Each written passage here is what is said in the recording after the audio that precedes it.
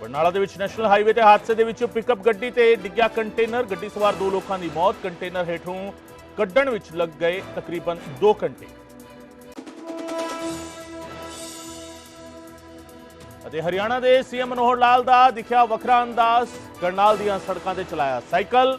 ਨਸ਼ਿਆਂ ਦੇ ਖਿਲਾਫ ਸਾਈਕਲੋਥੌਨ ਨੂੰ ਕੀਤਾ ਰਵਾਨਾ।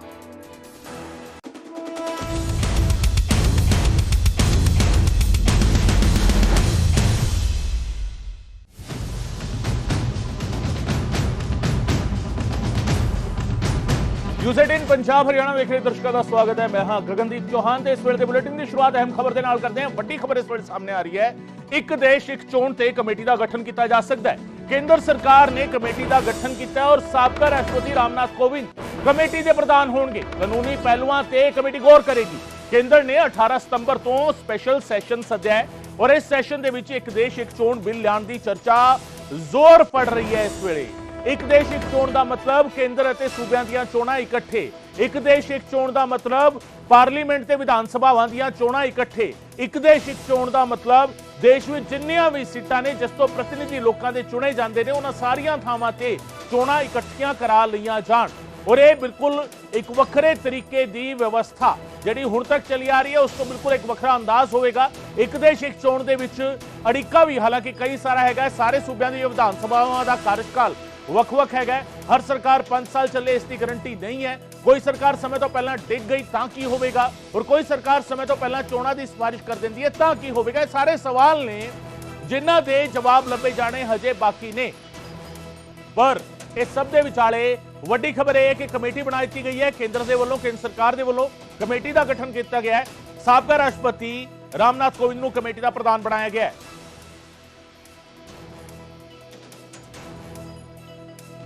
अनूप गुप्ता मेरे सहयोगी फोन लाइन पे मौजूद ने समझा जानकारी देंगे। अनूप, समझना चाहेंगे एक देश एक चुनाव, ये सुनने में जितना आसान लगता है इसका इंप्लीमेंटेशन कितना मुश्किल है और कितनी बड़ी चुनौती है? देखिए, बहुत बड़ी चुनौती है, इतना आसान नहीं है। लेकिन केंद्र सरकार इस मुद्दे को लेकर गंभीर है।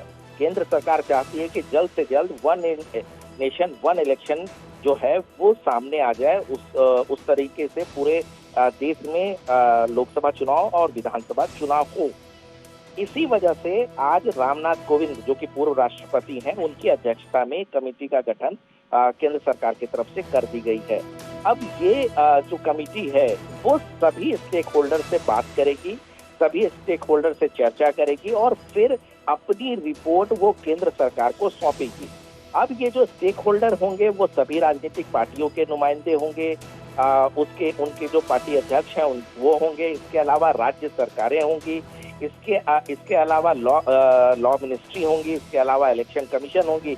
यानी तमाम सभी स्टेक होल्डर जो हैं उनसे ये कमेटी बात करेगी और उसके बाद अपनी रिपोर्ट सौंपेगी। देखिए, इसमें तकनीकी दिक्कत बहुत ज्यादा है क्योंकि कई राज्यों के विधानसभा चुनाव के कार्यकाल लोकसभा चुनाव तक 2.5 साल 3 साल के होते हैं।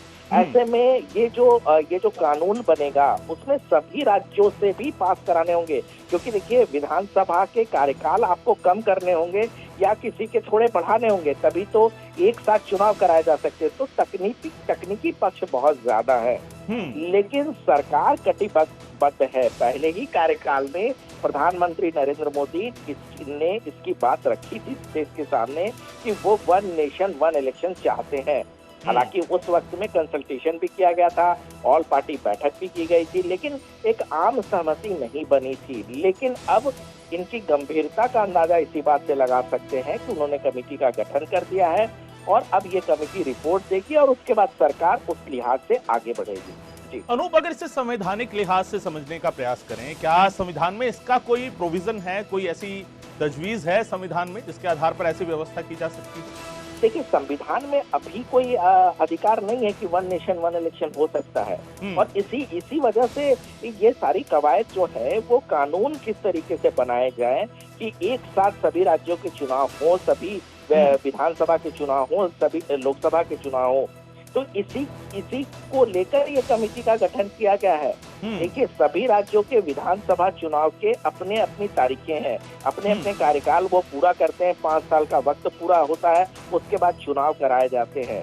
दूसरी बार फिर चुनाव होते हैं, उसके कार्यकाल को पूरा किया जाता है। जी। तो ये सारी चीजें अभी टेक्निकल पक्ष है, तकनीकी पक्ष है, इन सभी चीजों को ये कमेटी एड्रेस करेगी और उसके बाद एक बड़ा संविधान कह सकते हैं कि संशोधन बिल जो है वो सरकार की तरफ से लाया जाएगा और इसी तरह का संशोधन जो है वो राज्य सरकारों की तरफ से भी लाया जाना है, क्योंकि अगर राज्य सरकारें नहीं लाएगी तो अब उनके जो कार्यकाल है विधानसभा के वो कैसे कम होंगे या उनको किस तरह से बढ़ाया जाएगा। तो सभी को एक साथ लाना ये आसान प्रक्रिया नहीं है, लेकिन उसके बावजूद कमेटी के गठन के बाद कमेटी इस पर चर्चा करेगी और कहीं ना कहीं एक कंसेंसस बनाने की कोशिश इस कमेटी की तरफ से की जाएगी। अनूप, एक आखिरी सवाल, अगर मान लिया जाए कि विधानसभा और केंद्र के चुनाव एक साथ कराने का यह प्रयास कामयाब भी हो जाता है, क्या ऐसा करना प्रैक्टिकली पॉसिबल है? क्यों ये सवाल है, क्योंकि हर एक चुनाव में हम देखते हैं कि कुछ इलाके, कुछ बूथ, कुछ पोलिंग जो स्टेशन होते हैं संवेदनशील, अति संवेदनशील, फिर वहां उसके हिसाब से सुरक्षा कर्मियों की तैनाती, उतनी ज्यादा पैरामिलिट्री फोर्सेस की तैनाती। तो जब पूरे देश में इस तरह से चुनाव कराने का अगर प्रयास होगा, क्या इसका एग्जीक्यूशन उतना इजीली पॉसिबल है? अनु, देखिए, कई ऐसी चीजें हैं जो ये प्रधानमंत्री नरेंद्र मोदी की सरकार ने लिए हैं, चाहे वो जम्मू कश्मीर को लेकर के फैसला हो, 35A को हटाने का फैसला हो, एक ऐसा सरकार ने ऐसे फैसले लिए हैं तो शुरुआत में ये लगता था कि ये संभव नहीं है, ये बहुत कॉम्प्लिकेटेड है, कैसे आप जम्मू कश्मीर के अधिकार को खत्म कर सकते हैं, कैसे आप 35A को खत्म कर सकते हैं। तो ये तमाम चीजें थी। देखिए, UCC को लेकर भी ये तमाम चीजें कही, तो इस सभी बातों को लेकर के कहीं ना कहीं कंसल्टेशन होता है और उसके बाद एक आम सहमति बना करके इसको लेकर आगे बढ़ा जाता है। देखिए, इसका प्रयास जो है वो प्रधानमंत्री नरेंद्र मोदी ने अपने पहले कार्यकाल में ही शुरू की थी, लेकिन अब इसको लेकर कह सकते हैं कि केंद्र सरकार पूरी तरह से गंभीर है और उसको स्पीड अप करना चाहती है, मतलब जल्द इसको पूरा करना चाहती है।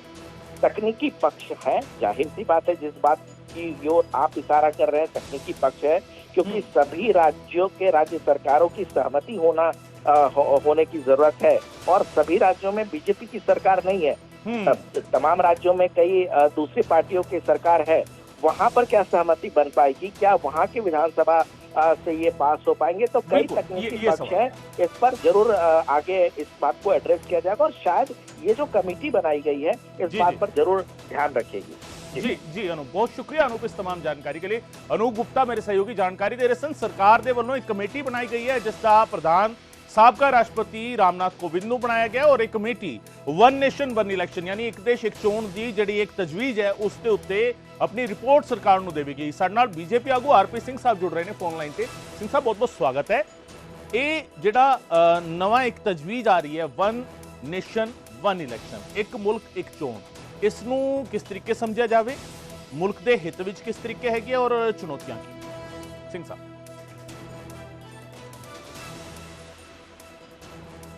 सर कहते है नहीं कि पूरे देश एक सार इकट्ठे चुनाव होना चाहिए, क्योंकि खर्चा बचेगा, एक सार इकट्ठे चुनाव होंगे, एक नाल चुनाव होंगे। और दूजी गल जो डिवेलपमेंट का काम बार बार रुक जाता है, जब कितने भी इलेक्शन होंगे दो तीन महीने वास्ते पूरा डिवेलपमेंट का प्रोग्रेस का काम उत्थे रुक जाता है, तो वो प्रोसेस भी ठीक होएगा, क्योंकि 5 साल वास्ते फिर जी सरकार आएगी वो निश्चिंत होकर अपने एजेंडे को लागू करेगी, डट के काम करेगी। और राज्य की सरकार है, केंद्र सरकार हो, पंचायत हो, चल पता है कि 5 साल तक अभी काम करना है और 5 साल तक सानू जवाबदेही है साड़ी, हुण मतलब सानू काम करेंगे उस तो साड़ी जवाबदेही बनेगी, तो काम करेंगे, ना कि ये चिंता लगी रहेगी कि हुण इलेक्शन आ गया तो हुण फॉर एग्जाम्पल हुण मध्य प्रदेश इलेक्शन आ गया है तो असीं कुछ अनाउंसमेंट इहो जिहे कर दिए जिहड़े साडे अगले इलेक्शन विच असर पाएंगे। जिहड़ा इलैक्टोरल प्रोसेस करके सरकारी खर्चे का भी जरा नुकसान होता है, जिहड़े असीं लुभावने वादे किए जाते हैं पार्टियां वालों, वो चलो चोणां नूं दिमाग ही रखते हो, वो भी ठीक होएगा। जी बिल्कुल सिंह साहब, सवाल इत्थे कई सारे ने और सवाल इस करके भी उठ रहे हैं क्योंकि कई सारे सूबे दे विच बीजेपी की गवर्नमेंट नहीं भी हैगी, उत्थे किस तरीके मनाया जाएगा। कंग साहब साडे नाल मौजूद ने, मलविंदर कंग साहब मुख बुलारे ने आम आदमी पार्टी के। कंग साहब बहुत बहुत स्वागत है। ਇੱਕ ਤਜਵੀਜ਼ ਆ ਰਹੀ ਹੈ ਵਨ ਨੇਸ਼ਨ ਵਨ ਇਲੈਕਸ਼ਨ, ਇੱਕ ਦੇਸ਼ ਇੱਕ ਚੋਣ, ਔਰ ਇਸ ਦੇ ਲਈ ਬਕਾਇਦਾ ਕੇਂਦਰ ਸਰਕਾਰ ਦੇ ਵੱਲੋਂ ਇੱਕ ਕਮੇਟੀ ਬਣਾਈ ਗਈ ਹੈ। ਸਾਬਕਾ ਰਾਸ਼ਟਰਪਤੀ ਰਾਮਨਾਥ ਕੋविंद ਨੂੰ ਇਸ ਕਮੇਟੀ ਦਾ ਪ੍ਰਧਾਨ ਬਣਾਇਆ ਗਿਆ ਹੈ। ਆਮ ਆਦਮੀ ਪਾਰਟੀ ਇਸ ਤਜਵੀਜ਼ ਨੂੰ ਕਿਵੇਂ ਵੇਖਦੀ ਹੈ ਔਰ ਕਿਸ ਤਰੀਕੇ ਇਸ ਨੂੰ ਸਮਝਿਆ ਜਾਂਦਾ? ਦੇਖੋ ਗਗਨ ਜੀ, ਪਹਿਲੀ ਗੱਲ ਤੇ ਪ੍ਰਾਈਮਾ ਫੇਸੀ ਤੇ ਇਹ ਨਜ਼ਰ ਆ ਰਿਹਾ ਹੈ ਕਿ ਕਿਤੇ ਨਾ ਕਿਤੇ ਭਾਜਪਾ ਨੂੰ ਲੱਗ ਰਿਹਾ ਹੈ ਕਿ ਜਿਹੜੀ ਆਉਣ ਵਾਲੇ ਇਲੈਕਸ਼ਨ ਹੈ ਗੁਜਰਾਤ, ਆਪਣਾ ਰਾਜਸਥਾਨ, ਮੱਧ ਪ੍ਰਦੇਸ਼, ਛੱਤੀਸਗੜ੍ਹ, ਤੇਲੰਗਾਨਾ, ਉੱਥੇ ਕਿਤੇ ਨਾ ਕਿਤੇ ਇਹਨਾਂ ਨੂੰ ਹਾਰ ਨਜ਼ਰ ਆ ਰਹੀ ਹੈ। ਔਰ ਹਾਰ ਇਹਨਾਂ ਦੀ 2024 ਚ ਵੀ ਕਿਤੇ ਨਾ ਕਿਤੇ, ਕਿਉਂਕਿ ਲੋਕਾਂ ਚ ਬੇਰੁਜ਼ਗਾਰੀ, ਮਹਿੰਗਾਈ, ਪ੍ਰੋ ਕਾਰਪੋਰੇਟ ਮੋਦੀ ਸਾਹਿਬ ਦੀਆਂ ਪਾਲਿਸੀਜ਼ ਔਰ ਜਿਸ ਤਰੀਕੇ ਨਾਲ ਕਮਿਊਨਲ ਵਾਇਲੈਂਸ, ਦਲਿਤਾਂ ਤੇ ਅਤਿਆਚਾਰ, ਮਾਈਨੋਰਿਟੀ ਤੇ ਅਤਿਆਚਾਰ, ਫॉरेन पॉलिसी ਤੇ ਦੇਸ਼ ਸਰਕਾਰ ਪੂਰੀ ਤਰ੍ਹਾਂ ਫੇਲ ਹੈ। ਇਕਨੋਮੀ ਪੂਰੀ ਤਰ੍ਹਾਂ ਕਵਸਤ ਹੋ ਗਈ, ਖਤਮ ਹੋ ਗਈ ਇੱਕ ਤਰ੍ਹਾਂ ਦੀ। ਰੁਪਈਏ ਦੇ ਮੁਕਾਬਲੇ, ਡਾਲਰ ਦੇ ਮੁਕਾਬਲੇ ਰੁਪਈਆ ਬਹੁਤ ਥੱਲੇ ਪਹੁੰਚ ਗਿਆ। ਇਹ ਸਾਰੀਆਂ ਚੀਜ਼ਾਂ ਨੂੰ ਦੇਖਦੇ ਹੋਏ ਬੀਜੇਪੀ ਨੂੰ ਕੋਈ ਡਰ ਸਤਾ ਰਿਹਾ। ਦੇਖੋ ਹਜੇ ਤੇ ਇਹ ਚੀਜ਼ ਜਦੋਂ ਬਾਹਰ ਆਊਗੀ, ਪਰ ਜਿਸ ਤਰੀਕੇ ਦੀਆਂ ਗੱਲਾਂ ਜਾਂ ਕਵਾਇਦ ਜਿਹੜੀ ਸੈਂਟਰ ਸਰਕਾਰ ਵੱਲੋਂ ਕੀਤੀ ਜਾ ਰਹੀ ਹੈ, ਉਹ ਤੇ ਇਹੀ ਲੱਗ ਰਿਹਾ ਵੀ ਕਿਤੇ ਨਾ ਕਿਤੇ ਇਹਨਾਂ ਨੂੰ ਘਬਰਾਹਟ ਹੈ ਇਲੈਕਸ਼ਨਾਂ ਦੀ। ਇਹ ਚਾਹੁੰਦੇ ਆ ਕਿ ਜੇ ਚਾਰ ਸੂਬਿਆਂ 'ਚ ਅਸੀਂ ਹਾਰ ਗਏ ਤੇ ਲੋਕ ਸਭਾ ਤੇ ਬਿਲਕੁਲ ਜਿਹੜਾ ਹੈ ਸਾਡੇ ਪੱਲੇ ਕੁਛ ਨਹੀਂ ਬਚਣਾ, ਤੇ ਕੋਈ ਕਿਸੇ ਤਰੀਕੇ ਨਾਲ ਇਕੱਠਾ ਇਲੈਕਸ਼ਨ ਕਰਾ ਲਿਆ ਜਾਵੇ। ਮੈਨੂੰ ਲੱਗਦਾ ਹੈ ਵੀ technically, constitutionally, legally one nation one election possible ਨਹੀਂ ਹੈ। ਔਰ ਜੇ ਸੱਤਾ ਦੇ ਹੰਕਾਰ 'ਚ ਜਾਂ ਮੈਜੋਰਿਟੀ ਦੇ ਹੰਕਾਰ 'ਚ ਸਰਕਾਰ ਨੇ ਬਹੁਤ ਸਾਰੇ ਅਨਡੈਮੋਕ੍ਰੈਟਿਕ ਫੈਸਲੇ ਪਹਿਲਾਂ ਵੀ ਲਏ ਆ, ਪਰ ਅੱਜ ਜਿਹੜੀ ਇਹ ਕਵਾਇਦ ਇਹੀ ਲੱਗ ਰਹੀ ਹੈ ਕਿ ਬੀਜੇਪੀ ਨੂੰ ਕਿਤੇ ਨਾ ਕਿਤੇ ਹਾਰ ਦਾ ਡਰ ਸਤਾ ਰਿਹਾ ਹੈ। ਇਸ ਤਰੀਕੇ ਨਾਲ ਉਹ ਮਨਸੂਬੇ ਬਣਾਉਣ ਦੀ ਕੋਸ਼ਿਸ਼ ਕਰ ਰਹੀ ਹੈ। ਬਾਕੀ ਦੇਖਦੇ ਜੋ ਸਾਹਮਣੇ ਆਊਗਾ, ਫਿਰ ਉਸ ਤੋਂ ਬਾਅਦ ਉਸ ਦੀ ਕਲੈਰਿਟੀ ਨਾਲ ਕਿਹਾ ਜਾ ਸਕਦਾ। ਟੈਕਨੀਕਲੀ ਪੋਸੀਬਲ ਨਹੀਂ ਹੈ, ਕਨਸਟੀਟਿਊਸ਼ਨਲੀ ਪੋਸੀਬਲ ਫਿਲਹਾਲ ਦੀ ਘੜੀ ਨਹੀਂ ਹੈ। ਸਿੰਘ ਸਾਹਿਬ ਬੜਾ ਕਲੀਅਰ ਹੈ, ਕਨਸਟੀਟਿਊਸ਼ਨ ਦੇ ਵਿੱਚ ਇਸ ਤਰੀਕੇ ਦਾ, ਆਰਪੀ ਸਿੰਘ ਸਾਹਿਬ, ਇਸ ਤਰੀਕੇ ਦਾ ਪ੍ਰੋਵੀਜ਼ਨ ਨਹੀਂ ਹੈਗਾ ਕਿ ਪੂਰੇ ਦੇਸ਼ ਦੇ ਵਿੱਚ ਇਕੱਠੇ ਚੋਣ ਕਰਾਈ ਜਾ ਸਕੇ। ਔਰ ਟੈਕਨੀਕਲੀ ਵੀ ਬਹੁਤ ਸਾਰੇ ਅੜਿੱਕੇ ਹੋ ਸਕਦੇ ਨੇ। ਬਹੁਤ ਸਾਰੇ, ਪਹਿਲੀ ਗੱਲ ਤਾਂ ਬਹੁਤ ਸਾਰੇ ਸਟੇਟ ਦੇ ਵਿੱਚ ਬੀਜੇਪੀ ਗਵਰਨਮੈਂਟ ਨਹੀਂ ਹੈ, ਉਹਨਾਂ ਨੂੰ ਇਸ ਗੱਲ ਦੇ ਲਈ ਰਾਜੀ ਕਰਨਾ।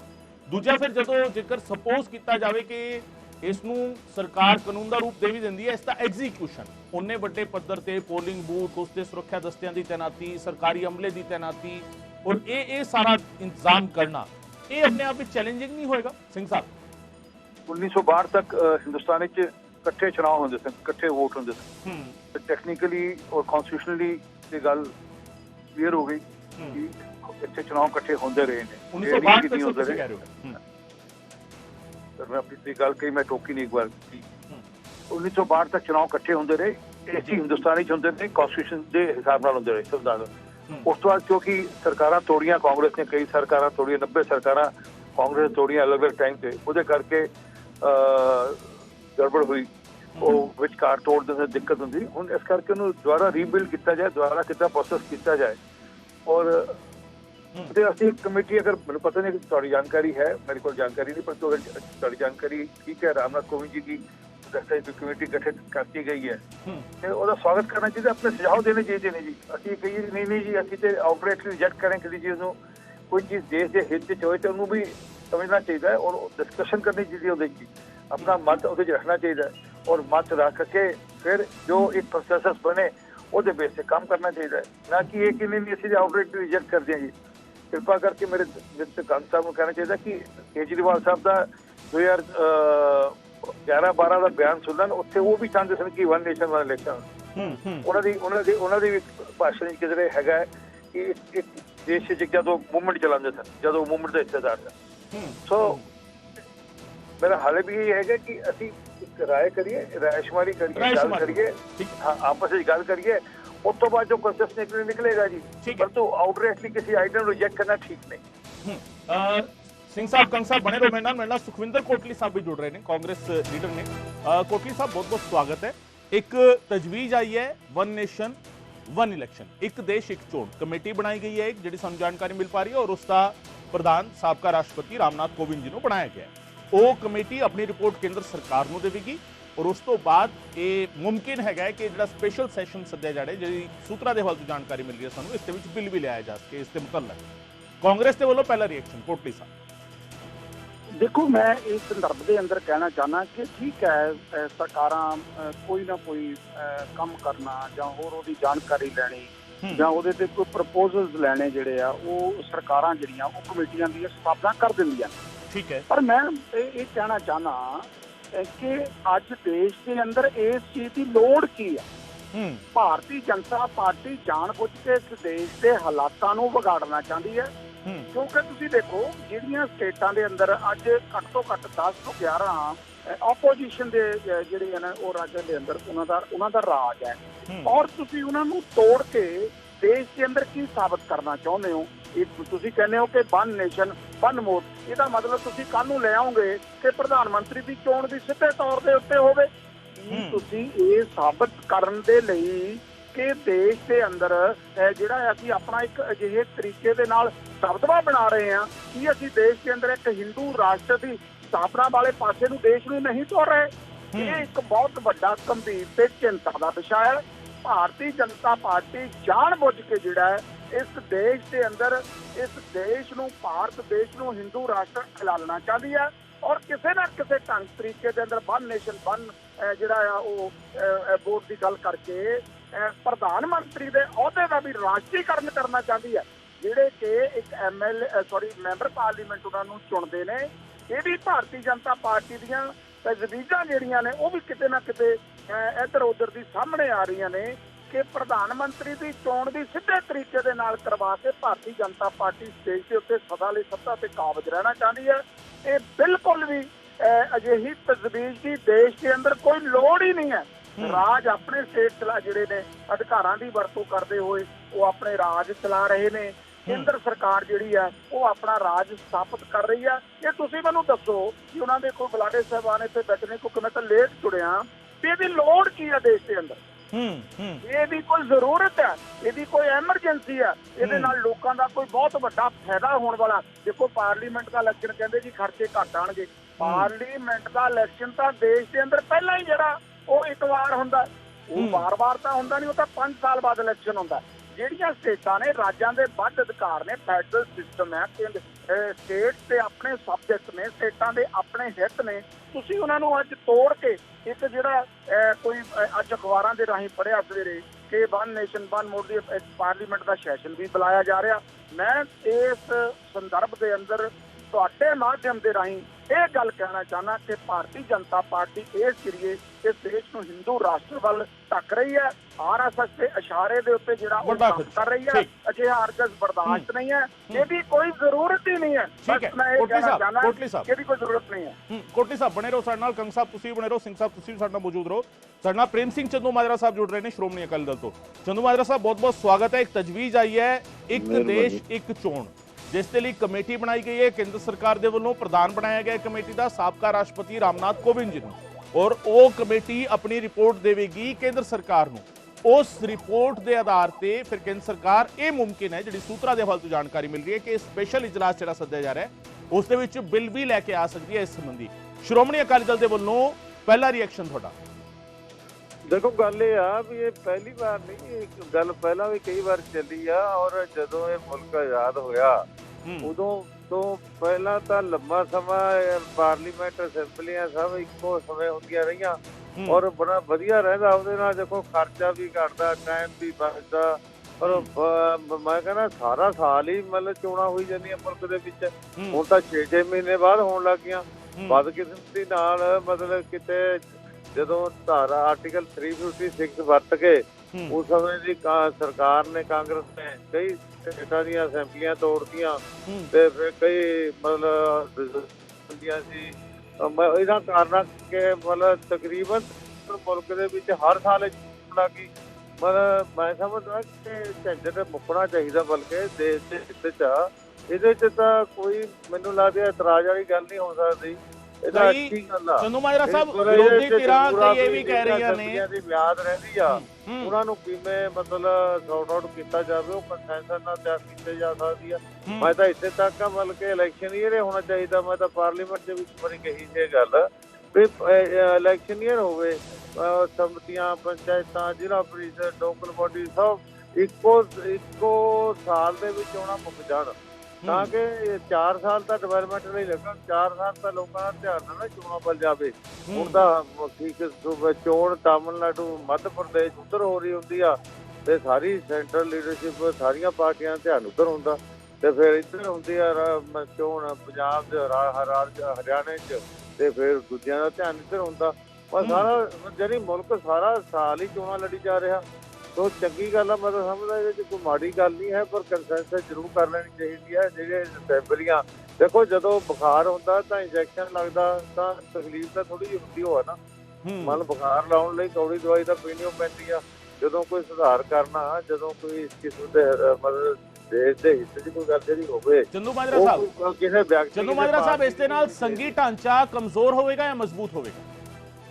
ਨਹੀਂ, ਸੰਘੀ ਢਾਂਚੇ ਦਾ ਤਾਂ ਇਹਦੇ ਨਾਲ ਕੋਈ ਸੰਬੰਧ ਨਹੀਂ, ਜੋ ਮੈਂ ਸਮਝਦਾ। ਸੰਘੀ ਜਿੱਥੇ ਤੱਕ ਕੇਂਦਰ ਅਤੇ ਸੂਬਿਆਂ ਦੀਆਂ ਚੋਣਾਂ ਸੰਘੀ ਢਾਂਚੇ ਦਾ ਸੰਬੰਧ ਨਹੀਂ ਹੋਏਗਾ। ਕੇਂਦਰ ਤੇ ਸੂਬੇ ਦੀਆਂ ਚੋਣਾਂ ਇਕੱਠੀਆਂ ਕਰਾਉਣੀਆਂ, ਜਿੱਥੇ ਤੱਕ ਚੋਣਾਂ ਤਾਂ ਹੁਣ ਵੀ ਚੀਫ ਇਲੈਕਸ਼ਨ ਕਮਿਸ਼ਨ ਨੇ ਕਰਾਉਂਦਾ, ਅਸੈਂਬਲੀਆਂ ਦੀ ਵੀ। ਮਤਲਬ ਇਹ ਕਿਹੜੇ ਸਟੇਟ ਦੇ ਮਤਲਬ ਦਾ ਸਾਰਾ ਉਹਨਾਂ ਨੇ ਦੇਖਣਾ ਹੁੰਦਾ, ਸੈਂਟਰਲ ਸਾਰਾ ਕੁਝ ਦੇਖਦਾ। ਮੈਂ ਸਮਝਦਾ ਕਿ ਇਹਦੇ 'ਚ ਕੋਈ ਸੂਬਾ ਸਰਕਾਰਾਂ ਦੇ ਅਧਿਕਾਰ ਖੇਤਰ ਦੇ ਵਿੱਚ ਦਾਖਲਅੰਦਾਜ਼ੀ ਦਾ ਮਸਲਾ ਨਹੀਂ ਹੈ। ਇਹ ਜਿੱਥੇ ਤੱਕ ਸੰਘੀ ਢਾਂਚਾ ਤਾਂ ਮਜ਼ਬੂਤ ਹੋਣਾ ਚਾਹੀਦਾ, ਫੈਡਰਲਿਜ਼ਮ ਤੇ ਤਾਂ ਅਸੀਂ ਹੱਥ ਕਰ। ਪਰ ਜੇ ਮਲਵਿੰਦਰ ਕੰਗ ਸਾਹਿਬ ਸਾਲ ਦੇ ਵਿੱਚ ਇੱਕੋ ਸਾਲ ਦੇ ਵਿੱਚ ਇਲੈਕਸ਼ਨ, ਠੀਕ ਹੈ ਚੰਦੂਮਾਜਰਾ ਸਾਹਿਬ ਬਣੇ ਰਹੋ ਸਾਡੇ ਨਾਲ। ਮਲਵਿੰਦਰ ਕੰਗ ਸਾਹਿਬ, ਚੰਦੂਮਾਜਰਾ ਸਾਹਿਬ ਕਹਿ ਰਹੇ ਨੇ ਸ਼੍ਰੋਮਣੀ ਅਕਾਲੀ ਦਲ ਤੋਂ ਕਿ ਇਹ ਸੰਘੀ ਢਾਂਚੇ ਤੇ ਕੋਈ ਹਮਲਾ ਨਹੀਂ ਹੋਏਗਾ, ਸੰਘੀ ਢਾਂਚਾ ਮਜ਼ਬੂਤ ਹੋਏਗਾ ਇਸ ਦੇ ਨਾਲ। ਇਹ ਜੇਕਰ ਹੁੰਦਾ ਹੈ, ਵਨ ਨੇਸ਼ਨ ਵਨ ਇਲੈਕਸ਼ਨ ਜੇਕਰ ਹੁੰਦਾ ਹੈ ਔਰ ਇੱਕੋ ਵਾਰ ਦੇ ਵਿੱਚ ਸਾਰੀਆਂ ਚੋਣਾਂ ਹੋ ਜਾਣਗੀਆਂ ਤਾਂ 4 ਸਾਲ ਫਿਰ ਡਿਵੈਲਪਮੈਂਟ ਦੇ ਮਿਲ ਜਾਣਗੇ। ਕਾਂਗਰਸ ਕਹਿ ਰਹੀ ਹੈ ਇਸ ਦੀ ਲੋੜ ਹੀ ਨਹੀਂ ਹੈ। ਬੀਜੇਪੀ ਦਾ ਤਰਕ ਹੈ ਕਿ 1962 ਤੱਕ ਅਜਿਹਾ ਹੁੰਦਾ ਰਿਹਾ ਹੈ, ਹੁਣ ਤੋਂ 71 ਸਾਲ ਪਹਿਲਾਂ ਦੀ ਗੱਲ ਹੈ, 71 ਸਾਲ ਬਾਅਦ ਫਿਰ ਇੰਪਲੀਮੈਂਟ ਕੀਤੀ ਜਾ ਸਕਦੀ ਹੈ। ਕੰਗ ਸਾਹਿਬ, idea of India Ki? Idea of India ਹੈ ਵੱਖ-ਵੱਖ ਸੂਬਿਆਂ ਦਾ ਸਮੂਹ ਆ ਜਿਹੜਾ ਯੂਨੀਅਨ ਆਫ ਇੰਡੀਆ ਦਾ ਰੂਪ ਲੈਂਦਾ ਹੈ ਜੀ। ਸਾਡਾ ਫੈਡਰਲ ਸਟਰਕਚਰ ਹੈ, ਸੂਬਿਆਂ ਦੇ ਅੱਡ ਅਧਿਕਾਰ ਹੈ, ਸੈਂਟਰ ਦੇ ਅਲੱਗ ਹੈ। ਨੋ ਡਾਊਟ 1962 ਤੱਕ ਹੁੰਦਾ ਰਿਹਾ, ਲੇਕਿਨ ਉਹ ਪਰਿਸਥਿਤੀਆਂ ਤੇ ਅੱਜ ਦੀਆਂ ਪਰਿਸਥਿਤੀਆਂ ਬਹੁਤ ਬਦਲ ਗਈਆਂ। ਇਲੈਕਸ਼ਨ ਰਿਫਾਰਮਸ ਹੋਣੇ ਚਾਹੀਦੇ ਆ, ਲੇਕਿਨ ਇਸ ਕਰਕੇ ਨਹੀਂ ਕਿ ਸਾਨੂੰ ਭਾਜਪਾ ਨੂੰ ਦਿਖ ਰਿਹਾ ਹੈ ਵੀ ਅਗਲੇ 4 ਸੂਬਿਆਂ ਦੇ ਇਲੈਕਸ਼ਨਾਂ 'ਚ ਇਹਨਾਂ ਦੀ ਹਾਰ ਤੈਅ ਆ। ਇਸ ਕਰਕੇ ਕਿਉਂਕਿ ਉਹਦਾ ਇੰਪੈਕਟ ਲੋਕ ਸਭਾ ਤੇ ਵੀ ਪੈਣਾ ਹੈ, ਇਸ ਕਰਕੇ ਫਟਾਫਟ ਜਲਦਬਾਜ਼ੀ 'ਚ ਤੁਸੀਂ ਇਹ ਲੈ ਕੇ ਆਓ। ਇਹ ਤਾਂ ਚਾਹੁੰਦੇ ਆ ਵੀ ਇੱਕ ਨੇਸ਼ਨ, ਇੱਕ ਦੇਸ਼, ਇੱਕ ਭਾਸ਼ਾ, ਇੱਕ ਦੇਸ਼, ਇੱਕ ਸੰਵਿਧਾਨ, ਇੱਕ ਦੇਸ਼, ਇੱਕ ਧਰਮ, ਇੱਕ ਦੇਸ਼, ਇੱਕ ਇਲੈਕਸ਼ਨ। ਬੇਸਿਕਲੀ ਇਹ ਮੁਲਕ ਜਿਹੜਾ ਹੈ ਇਹ ਡਾਇਵਰਸਿਟੀ ਵਾਲਾ ਹੈ, ਅਲੱਗ-ਅਲੱਗ ਧਰਮਾਂ, ਵਰਗਾਂ, ਬੋਲੀਆਂ ਦਾ ਮੁਲਕ ਹੈ, ਬਹੁਤ ਸਾਰੇ ਫੁੱਲਾਂ ਦਾ ਗੁਲਦਸਤਾ ਹੈ ਔਰ ਸਾਰਿਆਂ ਨੂੰ ਮਿਲ ਕੇ ਹੀ ਮੁਲਕ ਦਾ ਰੂਪ ਲੈਂਦਾ ਹੈ। ਸੋ ਬੀਜੇਪੀ ਦੀ ਜਿਹੜੀ ਪੂਰੀ ਇੰਟੈਂਸ਼ਨ ਹੈ, ਇਹ ਤੁਸੀਂ ਦੇਖੋ, ਜਿਹੜੀ ਇਹਨਾਂ ਦੀ ਆਈਡੀਓਲੋਜੀ, ਕੋਰ ਆਈਡੀਓਲੋਜੀ ਹੈ, ਉਹ ਤੇ ਇੱਕ ਰੰਗ 'ਚ ਰੰਗਣਾ ਚਾਹੁੰਦੇ ਆ, ਜਿਹੜਾ ਕਿ ਮੈਨੂੰ ਲੱਗਦਾ ਬੇਸਿਕ ਜਿਹੜੇ ਸੰਵਿਧਾਨ ਦੀ ਸਪਿਰਿਟ ਦੇ ਖਿਲਾਫ ਹੈ। ਅਕਾਲੀ ਦਲ ਦੀ ਮਜਬੂਰੀ ਹੈ, ਚੰਦੂਮਾਜਰਾ ਸਾਹਿਬ ਨੂੰ ਕਹਿਣਾ ਪੈ ਰਿਹਾ, ਕਿਉਂਕਿ ਉਹ ਮੈਂ ਅੱਗੇ ਵੀ ਕਹਿੰਦਾ ਹੁੰਦਾ, ਤਿੰਨਾਂ ਚੋਂ 13 ਚੋਂ ਪਲੇਅਰਾਂ ਚੋਂ ਸਪੇਅਰਾਂ ਚੋਂ ਉਹ ਚਾਹੁੰਦੇ ਬੀਜੇਪੀ ਸਾਨੂੰ ਨੇੜੇ ਲਾਵੇ, ਬੀਜੇਪੀ ਲਾ ਨਹੀਂ ਰਹੀ। ਲੇਕਿਨ ਜਿਸ ਤਰੀਕੇ ਨਾਲ ਇਹ ਕਵਾਇਦ ਜਲਦਬਾਜ਼ੀ ਸ਼ੁਰੂ ਕੀਤੀ ਜਾ ਰਹੀ ਹੈ ਭਾਜਪਾ ਦੀ ਸੈਂਟਰ ਵੱਲੋਂ, ਉਹਦੇ ਤੇ ਕਿਤੇ ਨਾ ਕਿਤੇ ਸ਼ੱਕ ਹੁੰਦਾ ਆ, ਉਹਦੀ ਇੰਟੈਂਸ਼ਨ ਤੇ ਕਿਤੇ ਨਾ ਕਿਤੇ ਸ਼ੱਕ ਪੈਦਾ ਹੁੰਦਾ ਹੈ ਔਰ ਮੈਨੂੰ ਲੱਗਦਾ ਹੈ ਇਹ ਦੇਸ਼ ਦੇ ਹਿੱਤ ਵਾਸਤੇ ਨਹੀਂ ਹੈ। ਆਰਪੀ ਸਿੰਘ ਸਾਹਿਬ, ਕੰਗ ਸਾਹਿਬ ਨੇ ਇੱਕ ਬੜਾ ਇੰਟਰਸਟਿੰਗ ਸਵਾਲ ਖੜਾ ਕੀਤਾ ਹੈ। ਅਕਾਲੀ ਦਲ ਨੇ ਸਪੋਰਟ ਕੀਤਾ ਹੈ ਕਿਤੇ ਨਾ ਕਿਤੇ ਇਸ ਪੂਰੀ ਚਰਚਾ ਦੇ ਵਿੱਚ ਬੀਜੇਪੀ ਦੇ ਵੱਲੋਂ ਚੁੱਕੇ ਜਾ ਰਹੇ ਸਟੈਪ ਨੂੰ ਜਾਂ ਐਨਡੀਏ ਵੱਲੋਂ ਚੁੱਕੇ ਜਾ ਰਹੇ ਸਟੈਪ ਨੂੰ। ਕੀ ਅਕਾਲੀ ਦਲ ਨੂੰ ਐਨਡੀਏ ਦੇ ਵਿੱਚ ਸ਼ਾਮਿਲ ਕਰੋਗੇ ਸਿੰਘ ਸਾਹਿਬ? मेरा मानना है कि थोड़ा जरा क्वेश्चन है, पता कोई सब्जेक्ट है रेलेवेंस नहीं है, पर मैं कांग साहब की और कांग्रेस के प्रवक्ता की बुद्धि से शब्द है, वो कह रहे हैं कि जी जी जी सिंह साहब सुन पा रहे हैं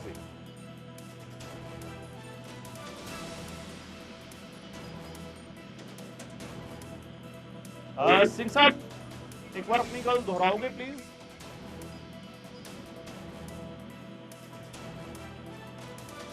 नहीं, आवाज नहीं आ पा रही है सिंह साहब की, आवाज साढ़े तक नहीं पहुंच पा रही है। वापस राब्ता कायम करने की कोशिश करांगे। सवाल यह है कि की इसकी लोड़ है या इसकी लोड़ नहीं है। कांग्रेस बिल्कुल इसनू स्पष्ट तौर पर कह रही है कि इसकी कोई लोड़ ही नहीं है। जिहड़ी व्यवस्था हुण इस वेले चल रही है वो अपने आप में बहुत खूबसूरत है, बहुत बेहतर है और किसी वेले तक ठीक है। हुंदा रहा है कि 62 तक अजिहियां चोणां इकट्ठे हुंदियां रहियां ने पर हुण सिचुएशन चेंज हो चुकी है। 71 साल लंघ चुके ने उस व्यवस्था नूं गए होए। और जेकर और केंद्र की कमेटी दे विच कौन-कौन है ये भी तुहानूं असीं दस रहे हां कि इस कमेटी विच कौन-कौन शामिल किया गया। कैबिनेट सकत्तर शामिल किए गए ने, साबका सीजीआई नूं शामिल किया गया, साबका ईसीआई नूं शामिल किया गया, इलैक्शन कमीशन के चीफ नूं रिटायर्ड जज शामिल किए गए ने, संविधान के माहिर और सियासी लीडर ये सारे इस कमेटी का हिस्सा बनाए गए ने। और इस कमेटी का हिस्सा जो लोग बनाए गए ने वो इससे अपनी राय देंगे कि की अजिहा करना मुमकिन है या नहीं है। सो ये सिनेरियो हैगा। कोटली साहब ते कंग साहब साडे नाल मौजूद ने ऑनलाइन ते। कोटली साहब दे नाल गल करते हैं। कोटली साहब, बीजेपी का एक तर्क यह है कि 62 तक 1962 तक अजिहा सिस्टम चलता रहा है।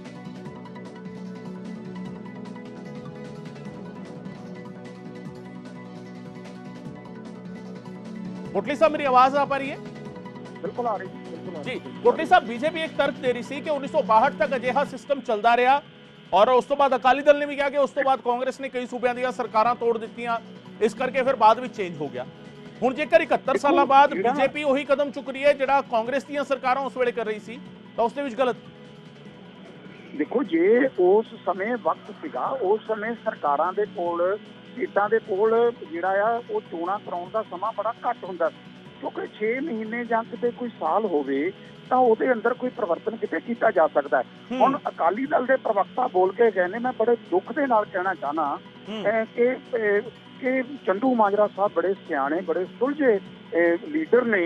ਉਹ ਕਹਿ ਕੇ ਗਏ ਨੇ ਕਿ ਇਹ ਠੀਕ ਹੈ, ਕਿਉਂਕਿ ਇਹ ਇਸ ਕਰਕੇ ਚੋਣਾਂ ਕਰਵਾਉਣਾ ਕਿਉਂਕਿ ਇਹਨਾਂ ਦਾ ਪੰਜਾਬ ਦੇ ਵਿੱਚ ਰਾਜ ਨਹੀਂ ਹੈ ਔਰ ਇਹ ਇਸ ਕਰਕੇ ਅਤਾਬਲੇ ਨੇ ਕਿ ਕਿਸੇ ਤਰੀਕੇ ਦੇ ਨਾਲ ਵੀ ਪੰਜਾਬ ਦੇ ਵਿੱਚ ਇਲੈਕਸ਼ਨ ਹੋਵੇ ਤੇ ਸਾਨੂੰ ਇਲੈਕਸ਼ਨ ਲੜਨ ਦਾ ਮੌਕਾ ਮਿਲੇ ਤੇ ਅਸੀਂ ਕਿਸੇ ਨਾ ਕਿਸੇ ਤਰੀਕੇ ਦੇ ਅੰਦਰ ਸੱਤਾ ਦੇ ਵਿੱਚ ਆਈਏ।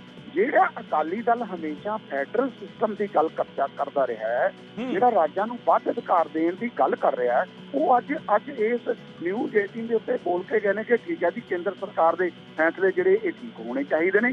ਸੋ ਮੇਰੇ ਕਹਿਣ ਦਾ ਮਤਲਬ ਇਹ ਹੈ ਕਿ ਰਾਜਾਂ ਦੇ ਅਧਿਕਾਰਾਂ ਦੀ ਬਹਾਲੀ बिल्कुल रहनी चाहिए है और कदे चित भी जिहड़ा आ ਉਹ ਅਜਿਹਾ ਨਹੀਂ ਹੋਣਾ ਚਾਹੀਦਾ ਕਿ ਸਟੇਟਾਂ ਨੂੰ ਤੋੜ ਕੇ ਅੱਜ ਤੁਸੀਂ ਮੁੜ ਦੇਸ਼ ਦੇ ਅੰਦਰ ਸੱਤਾ ਦੇ ਆਉਣ ਦੇ ਲਈ ਭਾਜਪਾ ਜਿਹੜੀ ਅਜਿਹਾ ਕਦਮ ਚੁੱਕ ਰਹੀ ਹੈ। 4 ਸਟੇਟਾਂ ਦੇ ਇਲੈਕਸ਼ਨ ਨੇ ਇਸ ਸਾਲ, ਅਗਲੇ ਸਾਲ ਹੋਰ 3-4 ਸਟੇਟਾਂ ਦੇ ਇਲੈਕਸ਼ਨ ਜਿਹੜੇ ਉਹ ਡਿਊਜ਼ ਨੇ। ਇਹ ਕਿਸੇ ਨਾ ਕਿਸੇ ਤਰੀਕੇ ਦੇ ਅੰਦਰ ਦੇਸ਼ ਦੀ ਸੱਤਾ ਤੇ ਆਉਣ ਦੇ ਲਈ ਇੱਕ ਬਹੁਤ ਵੱਡਾ ਬਹਾਨਾ ਲੱਭ ਕੇ ਦੇਸ਼ ਦੀ ਲੋਕਾਂ ਨੂੰ ਗੁੰਮਰਾਹਕੁਨ ਪਾਸੇ ਤੋਰਿਆ ਜਾ ਰਿਹਾ। ਇਹ ਲੋਕ ਮੇਰੇ ਖਿਆਲ ਦੇ ਅੰਦਰ ਲੋਕ ਹਿੱਤ ਵਿੱਚ ਨਹੀਂ ਹੈ। ਕਮੇਟੀਆਂ ਬਣਾਈਆਂ ਸਰਕਾਰਾਂ ਬਣਾਉਂਦੀਆਂ ਨੇ, ਸਰਕਾਰਾਂ ਦੀਆਂ ਕਮੇਟੀਆਂ ਹੁੰਦੀਆਂ ਨੇ, ਜੋ ਸਰਕਾਰ ਨੇ ਕਹਿਣਾ ਉਹ ਰਿਪੋਰਟਾਂ ਦੇ ਦਿੱਤੀਆਂ ਜਾਂਦੀਆਂ ਨੇ। ਸੋ ਮੇਰੇ ਖਿਆਲ ਦੇ ਅੰਦਰ ਭਾਰਤ ਦੇ ਸੰਵਿਧਾਨ ਦੇ ਅੰਦਰ ਇਹ ਕਿਤੇ ਨਹੀਂ ਲਿਖਿਆ ਕਿ ਤੁਸੀਂ ਜਿਹੜਾ ਆ ਉਹ ਸਟੇਟਾਂ ਨੂੰ ਤੋੜ ਕੇ ਵਨ ਨੇਸ਼ਨ ਵਨ ਵੋਟ ਦੀ ਗੱਲ ਲੈ ਕੇ ਆਓ। ਇਹ ਡਾਕਟਰ ਅੰਬੇਡਕਰ ਸਾਹਿਬ ਦੇ ਬਣਾਏ ਸੰਵਿਧਾਨ ਦੇ ਬਿਲਕੁਲ ਖਿਲਾਫ ਹੈ। ਇਹ ਨਹੀਂ ਹੋਣਾ ਚਾਹੀਦਾ। ਅਗਰ ਅਜਿਹੀ ਕੋਈ ਗੱਲ ਹੁੰਦੀ ਤਾਂ ਸੰਵਿਧਾਨ ਦੇ ਘਾੜਿਆਂ ਨੇ ਔਰ ਜਿਹੜੇ ਮਾਨਯੋਗ ਸਾਡੇ ਡਾਕਟਰ ਅੰਬੇਡਕਰ ਸਾਹਿਬ ਨੇ ਦੇਸ਼ ਦਾ ਸੰਵਿਧਾਨ ਲਿਖਿਆ, ਉਹਨਾਂ ਨੇ ਲਿਖ ਦੇਣਾ ਸੀ ਕਿ ਵਨ ਨੇਸ਼ਨ ਵਨ ਵੋਟ ਦੀ ਜਿਹੜੀ ਗੱਲ ਹੋਵੇ। ਸੋ ਮੇਰੇ ਖਿਆਲ ਦੇ ਅੰਦਰ ਅਜਿਹਾ ਭਾਰਤ ਦੇ ਸੰਵਿਧਾਨ ਵਿੱਚ ਕਿਤੇ ਵੀ ਨਹੀਂ ਹੈ। ਭਾਰਤੀ ਜਨਤਾ ਪਾਰਟੀ ਭਾਰਤ ਦੇ ਸੰਵਿਧਾਨ ਨੂੰ ਬਦਲਣਾ ਚਾਹੁੰਦੀ ਹੈ ਔਰ ਕਾਨੂੰਨ ਬਣਾ ਕੇ ਦੇਸ਼ ਦੇ ਭੋਲੇ ਭਾਲੇ ਲੋਕਾਂ ਦੇ ਉੱਤੇ ਆਪਣਾ ਰਾਜ ਸਥਾਪਿਤ ਕਰਨਾ ਚਾਹੁੰਦੀ ਹੈ। ਕੋਟਲੀ ਸਾਹਿਬ, ਇੱਕ ਆਖਰੀ ਸਵਾਲ। ਪ੍ਰਧਾਨ ਮੰਤਰੀ ਦਾ ਵੈਸੇ ਇਹ ਕਈ ਵਾਰ ਉਹਨਾਂ ਨੇ ਆਪਣੀ ਤਕਰੀਰ ਵਿੱਚ ਜ਼ਿਕਰ ਕੀਤਾ ਹੈ ਕਿ ਆਪਦਾ ਵਿੱਚ ਅਵਸਰ ਭਾਲ ਲੈਣਾ ਚਾਹੀਦਾ ਹੈ। ਜੇਕਰ ਕਾਂਗਰਸ ਇਸ ਨੂੰ ਇੱਕ ਚੈਲੰਜ ਵਾਂਗ ਵੇਖਦੀ ਹੈ ਤਾਂ ਇਸ ਵੇਲੇ ਮੁਲਕ ਦੇ ਵਿੱਚ 29 ਸੂਬਿਆਂ ਚੋਂ 11 ਦੇ ਵਿੱਚ ਬੀਜੇਪੀ ਦੀ ਸਰਕਾਰ ਹੈ, 4 ਦੇ ਵਿੱਚ ਉਹ ਭਾਈਵਾਲ ਹੈ, ਯਾਨੀ 15 ਦੇ ਵਿੱਚ ਉਹਦੀ ਸਰਕਾਰ ਹੈ। 14 ਸੂਬੇ ਅਜਿਹੇ ਨੇ ਜਿੱਥੇ ਬੀਜੇਪੀ ਹੈ, ਉਸਦੇ ਭਾਈਵਾਲਾਂ ਦੀ ਸਰਕਾਰ ਨਹੀਂ ਹੈ। ਜੇਕਰ ਅਜਿਹੇ ਵਿੱਚ ਵਨ ਨੇਸ਼ਨ ਵਨ ਇਲੈਕਸ਼ਨ ਹੁੰਦਾ ਹੈ ਔਰ ਹੁਣ ਤੋਂ ਕੁਝ ਵਕਤ ਪਹਿਲਾਂ ਰਾਹੁਲ ਗਾਂਧੀ ਯਾਤਰਾ ਕਰਕੇ ਹਟੇ ਨੇ ਭਾਰਤ ਜੋੜੋ ਯਾਤਰਾ, ਜਿਸ ਦੇ ਰਾਹੀਂ ਕਾਂਗਰਸ ਇੱਕ ਵੱਡਾ ਮੈਸੇਜ ਦੇਣ ਦੇ ਵਿੱਚ ਕਾਮਯਾਬ ਰਹੀ ਹੈ। ਕਾਂਗਰਸ ਇਸ ਨੂੰ ਇੱਕ ਪੋਲੀਟੀਕਲ ਓਪਰਚੁਨਿਟੀ ਵਾਂਗ ਵੀ ਵੇਖ ਸਕਦੀ ਹੈ?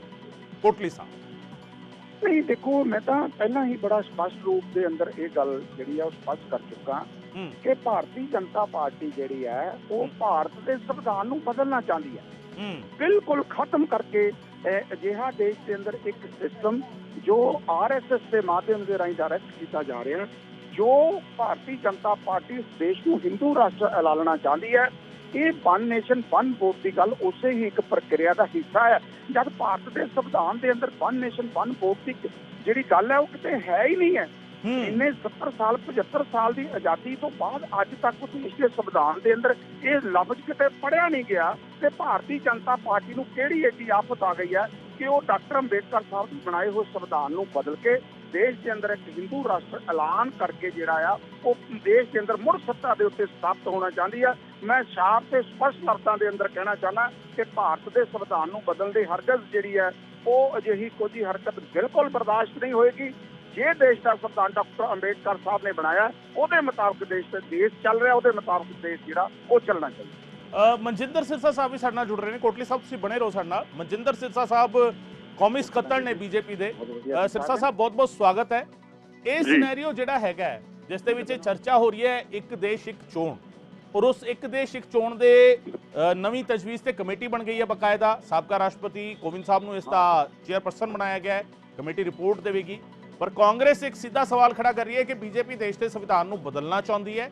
ਇਹ ਹਿੰਦੂ ਰਾਸ਼ਟਰ ਬਣਾਉਣ ਦੀ ਕੋਸ਼ਿਸ਼ ਹੈ। ਸਿਰਸਾ ਸਾਹਿਬ, ਇੱਕ ਚੋਣ ਇੱਕ ਦੇਸ਼ ਨਾਲ ਹਿੰਦੂ ਰਾਸ਼ਟਰ ਕਿਵੇਂ ਬਣਦਾ ਪਹਿਲਾਂ ਸਾਨੂੰ ਸਮਝਾ ਦਿੱਤਾ ਜਾਵੇ। ਦੂਜੀ ਗੱਲ, ਮੈਂ ਸੁਣ ਰਿਹਾ ਸੀ ਜਿਹੜੇ ਵੀ ਪ੍ਰਵਕਤਾ ਬੋਲ ਰਹੇ ਸੀਗੇ ਕਹਿ ਰਹੇ ਸੀ ਜੀ ਕਿ ਇਹ ਤੇ ਸਰਕਾਰ ਇਹਦੇ ਤੇ ਕਬਜ਼ਾ ਕਰਨਾ ਚਾਹੁੰਦੀ ਹੈ, ਇਹਦੇ ਨਾਲ ਇਹ ਸਰਕਾਰ ਬਣਾਉਣਾ ਚਾਹੁੰਦੇ ਨੇ। ਮਤਲਬ ਇਹ ਤੇ ਮੰਨਦੇ ਪਏ ਨੇ ਕਿ ਨਾ ਇਹ ਲੋਕ ਸਭਾ ਜਿੱਤ ਰਹੇ ਨੇ, ਨਾ ਇਹ ਵਿਧਾਨ ਸਭਾ ਜਿੱਤ ਰਹੇ ਨੇ, ਜਿੱਤਣੀ ਬੀਜੇਪੀ ਨੇ।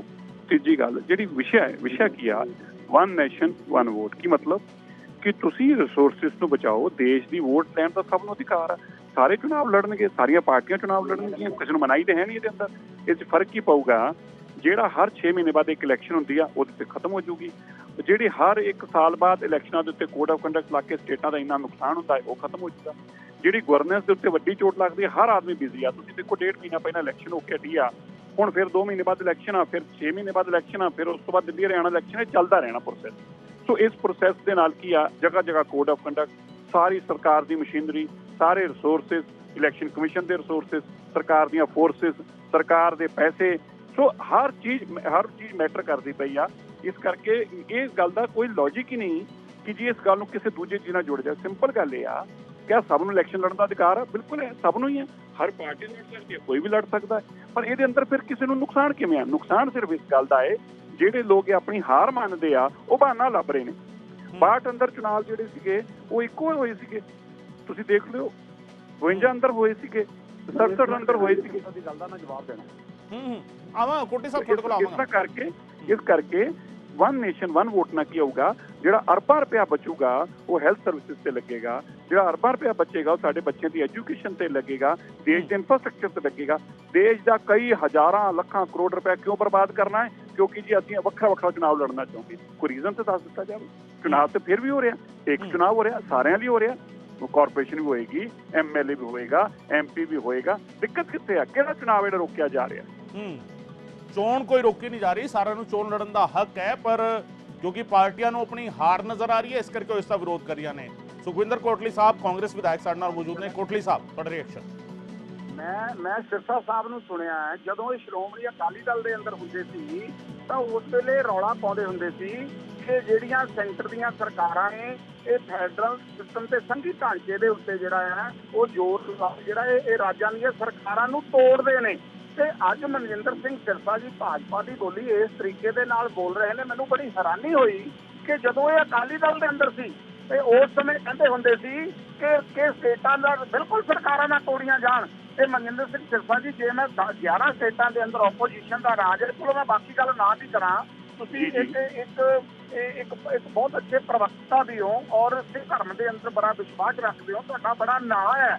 ਤੇ ਜੇ ਅੱਜ ਪੰਜਾਬ ਦੇ ਅੰਦਰ ਸਰਕਾਰ ਮਤਲਬ ਜਾਣੀ ਤੁਸੀਂ ਤੋੜਨ ਦੀ ਗੱਲ ਕਰੋਗੇ, ਕੀ ਇਹ ਫੈਡਰਲ ਸਿਸਟਮ ਦੇ ਖਿਲਾਫ ਨਹੀਂ ਹੈ ਜਿਹੜੀ ਗੱਲ ਤੁਸੀਂ ਕਹਿੰਦੇ ਰਹੇ ਹੋ? ਅੱਜ ਅਕਾਲੀ ਦਲ ਦੇ ਪ੍ਰੋਫੈਸਰ ਚੰਦੂ ਮਾਜਰਾ ਜੀ ਕਹਿ ਕੇ ਗਏ ਨੇ ਕਿ ਵਨ ਨੇਸ਼ਨ ਵਨ ਵੋਟ ਦੀ ਗੱਲ ਹੋਵੇ, ਕਿਉਂਕਿ ਅੱਜ ਉਹਨਾਂ ਦਾ ਦੇਸ਼ ਦੇ ਪੰਜਾਬ ਦੇ ਵਿੱਚ ਰਾਜ ਨਹੀਂ ਹੈ। ਤਾਂ ਇਸ ਕਰਕੇ ਮੈਂ ਸਿਰਸਾ ਸਾਹਿਬ ਨੂੰ ਬੇਨਤੀ ਕਰਨੀ ਚਾਹੁੰਦਾ। ਜੀ ਮੇਰੀ ਬੇਨਤੀ ਸੁਣੋ ਜੀ। ਕੋਟਲੀ ਜੀ, ਤੁਸੀਂ ਬਿਲਕੁਲ ਠੀਕ ਕਿਹਾ ਹੈ। ਮੈਂ ਅੱਜ ਵੀ ਤੁਹਾਡੇ ਚੈਨਲ ਉੱਤੇ ਤੁਹਾਡੇ ਸਾਹਮਣੇ ਔਰ ਸਾਰੇ ਦੇਸ਼ ਦੇ ਸਾਹਮਣੇ ਕਹਿਣਾ ਹੈ, ਫੈਡਰਲ ਸਿਸਟਮ 'ਚ ਸਾਡਾ ਅੱਜ ਵਿਸ਼ਵਾਸ ਆ, ਉਸ ਤੋਂ ਜ਼ਿਆਦਾ ਵਿਸ਼ਵਾਸ ਆ। ਕਿਸੇ ਸੂਬੇ ਦੀ ਸਰਕਾਰ ਨਹੀਂ ਤੋੜਨੀ ਚਾਹੀਦੀ, ਮੈਂ 100% ਸਹਿਮਤ ਹਾਂ। ਪੰਜਾਬ ਦੀ ਸਰਕਾਰ ਨਹੀਂ ਤੋੜਨੀ ਚਾਹੀਦੀ, ਮੈਂ 100% ਸਹਿਮਤ ਹਾਂ, ਔਰ ਨਾ ਹੀ ਟੁੱਟਣੀ ਹੈ। ਪਹਿਲਾਂ ਸਮਝ ਲਓ, ਦੇਖੋ ਇਸ ਤੋਂ ਤੁਹਾਨੂੰ ਪਹਿਲਾਂ ਕਮੇਟੀ ਦੀ ਰਿਪੋਰਟ ਦੇਖਣੀ ਚਾਹੀਦੀ ਆ। ਜਦੋਂ ਕਮੇਟੀ ਦੀ ਰਿਪੋਰਟ ਆਊਗੀ, ਕੋਈ ਵੀ ਦੇਸ਼ ਦੇ ਅੰਦਰ ਇਹ ਨਹੀਂ ਚਾਹੇਗਾ ਕਿ ਜਿਹੜੀ ਪਾਪੂਲਰ ਗਵਰਨਮੈਂਟ ਹੈ ਉਸ ਨੂੰ ਤੋੜ ਦਿੱਤਾ ਜਾਵੇ। ਇਹ ਤੇ ਕੀਤਾ ਜਾ ਸਕਦਾ ਹੈ ਕਿ ਕਿਸੇ ਗਵਰਨਮੈਂਟ ਦੀ 6 ਮਹੀਨੇ जी जी जी सिरसा साहब सुन पा रहे?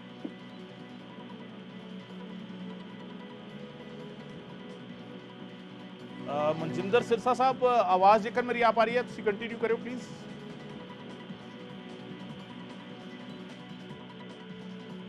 नहीं राब्ता काम नहीं हो पा रहा है, विच ऑडियो प्रॉब्लम आया है कुछ। और कोटली साहब साडे नाल लगातार मौजूद ने। कोटली साहब लगातार ये सवाल तो उठ ही रहा है, फेडरल स्ट्रक्चर ते हमला क्यों नहीं है किवें नहीं है, इस नूं लैके तो सवाल उठ ही रहे ने। पर तर्क जिहड़ा हैगा वो एक दिता जा रहा है कि आज़ादी तो बाद कंटिन्यू हुंदा रहा अजिहा 1962 तक। 71 साल पहला और 71 साल बाद दे भारत दे विच की अजिहा फर्क हैगा कि कांग्रेस इनू अपोज करे? देखो ਅਸੀਂ ਤਾਂ ਦੇਖੋ ਹਾਲ ਦੀ ਗੱਲ ਹੈ, ਅੱਜ 11 ਸਟੇਟਾਂ ਦੇ ਅੰਦਰ ਆਪੋਜੀਸ਼ਨ ਦੀ ਸਰਕਾਰ ਹੈ। ਜੇ ਤੁਸੀਂ ਉਹਨੂੰ ਤੋੜੋਗੇ, ਇੱਕ ਇਲੈਕਸ਼ਨ ਤੇ ਗੱਲ ਲੈ ਕੇ ਆਓਗੇ, ਸਿੱਧੇ ਤੌਰ ਦੇ ਉੱਤੇ ਤੁਸੀਂ ਪ੍ਰਧਾਨ ਮੰਤਰੀ, ਕਿਉਂਕਿ ਹਾਲੇ ਕਿਉਂਕਿ ਪਾਰਲੀਮੈਂਟ ਦੇ ਅੰਦਰ ਬਿੱਲ ਨਹੀਂ ਆਇਆ, ਮੈਂ ਉਸ ਸਮੇਂ ਤੋਂ ਪਹਿਲਾਂ ਗੱਲ ਕਹਿਣੀ ਮੁਨਾਸਬ ਨਹੀਂ ਸਮਝਦਾ, ਪਰ ਇੱਕ ਆਮ ਚਰਚਾ ਹੈ ਕਿ ਇਹ ਭਾਰਤੀ ਜਨਤਾ ਪਾਰਟੀ ਜਿਹੜੀ ਹੈ ਇਹ ਪ੍ਰਧਾਨ ਮੰਤਰੀ ਦੀ ਚੋਣ ਵੀ ਸਿੱਧੇ ਤਰੀਕੇ ਦੇ ਨਾਲ ਕਰਵਾਉਣ ਵਾਸਤੇ ਜਿਹੜਾ ਆ ਉਹ ਤਜਵੀਜ਼ਾਂ ਦੇ ਉੱਤੇ ਵਿਚਾਰ ਕਰ ਰਹੀ ਹੈ। ਅਸੀਂ ਰਾਜਨੀਤਿਕ ਲੋਕ ਹੈ, ਜਾਣਕਾਰੀਆਂ ਸਾਰੀਆਂ ਹੁੰਦੀਆਂ ਨੇ, ਸੋਰਸਿਸ ਸਾਰੇ ਹੁੰਦੇ ਨੇ, ਤੇ ਜੇ ਅੱਜ ਤੇ ਇਹ ਕਹਿ ਦਿੱਤਾ ਜੀ, ਇੱਕ ਮਿੰਟ ਜੇ ਅੱਜ ਇੱਥੇ ਇਹ ਕਹਿ ਦਿੱਤਾ ਜਾਵੇ ਕਿ ਠੀਕ ਹੈ ਜੀ ਅਸੀਂ ਇਹਦੇ ਨਾਲ ਸਹਿਮਤ ਹੈ, ਤਾਂ ਫਿਰ ਕੱਲ ਨੂੰ ਜਿਹੜਾ ਇਹ ਪ੍ਰਧਾਨ ਮੰਤਰੀ ਦੀ ਸਿੱਧੀ ਚੋਣ ਲਿਆ ਕੇ 11 ਸਟੇਟਾਂ ਦੇ ਵਿੱਚ ਆਪੋਜੀਸ਼ਨ ਦੀ ਸਰਕਾਰ ਹੈ ਉਹਨੂੰ ਤੋੜ ਕੇ ਦੇਸ਼ ਦੇ ਅੰਦਰ ਚੋਣਾਂ ਕਰਵਾਉਣਗੇ, ਤਾਂ ਕੀ ਇਹ ਕਦਾਚਿਤ ਜਿਹੜਾ ਇਹ ਠੀਕ ਹੋਏਗਾ? ਇਹ ਡਾਕਟਰ ਅੰਬੇਡਕਰ ਸਾਹਿਬ ਨੇ ਦੇਸ਼ ਦੇ ਸੰਵਿਧਾਨ ਦੇ ਵਿੱਚ ਕਿਤੇ ਨਹੀਂ ਲਿਖਿਆ ਇਹ ਭਾਰਤ ਦੇ ਸੰਵਿਧਾਨ ਨੂੰ ਬਦਲਣਾ ਚਾਹੁੰਦੇ, ਭਾਰਤ ਦੇ ਸੰਵਿਧਾਨ ਨੂੰ ਤੋੜਨਾ ਚਾਹੁੰਦੇ ਆ, ਨਵਾਂ ਸੰਵਿਧਾਨ ਲਿਆ ਕੇ ਆਪਣੇ ਤੌਰ ਤਰੀਕਿਆਂ ਦੇ ਨਾਲ ਦੇਸ਼ ਦੇ ਉੱਤੇ ਕਬਜ਼ਾ ਰੱਖਣਾ ਚਾਹੁੰਦੇ। बहुत शुक्रिया कोटली साहब, थोड़ा बहुत बहुत शुक्रिया। मनजिंदर सिरसा साहब थोड़ा भी बहुत बहुत शुक्रिया। मलविंदर कंग साहब थोड़ा बहुत बहुत शुक्रिया। आरपी सिंह साहब थोड़ा भी बहुत बहुत शुक्रिया। प्रिंस सिंह चंदूमाजरा साहब थोड़ा भी बहुत बहुत शुक्रिया इस चर्चा में साडे नाल शामिल होने दे लई। सो चर्चा इस गल ते कि एक देश एक चोण मुमकिन है या नहीं है, पहली गल।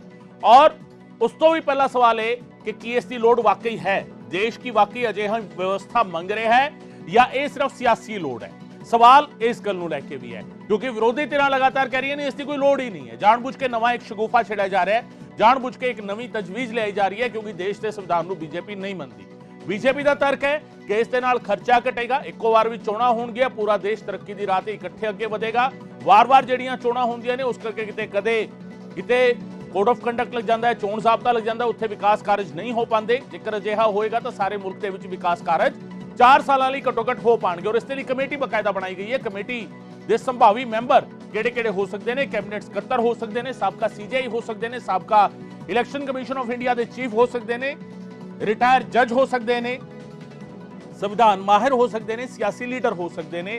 ये इस कमेटी के संभावी मैंबर हो सकते हैं जिहड़ी केंद्र सरकार बना रही है इस पूरे मामले ते। और जिसका प्रेजिडेंट जिहड़ा हैगा, जिसका प्रधान जिहड़ा है साबका राष्ट्रपति रामनाथ कोविंद नूं बनाया गया। इस कमेटी ने अपनी रिपोर्ट देनी है केंद्र सरकार को, उस तो बाद फैसला लिया जाएगा। पर सवाल इत्थे दो ही ने, दो सवाल इस करके ने, एक सवाल जिहड़ा वजारत धिर तो और एक सवाल जिहड़ा विरोधी धिर तो है। जेकर वजारत धिर नूं अजिहा लगता है कि ये व्यवस्था होनी चाहिए है, तो फिर हुण चोणां दे नेड़े 2023 दे विच जाके अजिही चर्चा क्यों नहीं? ये चर्चा 2019 तो शुरू की गई ताकि हुण तक सारा कंसेंसस क्लीयर हो जाता, हुण तक जिहड़ा हैगा सारी सिचुएशन क्लीयर हो जाती।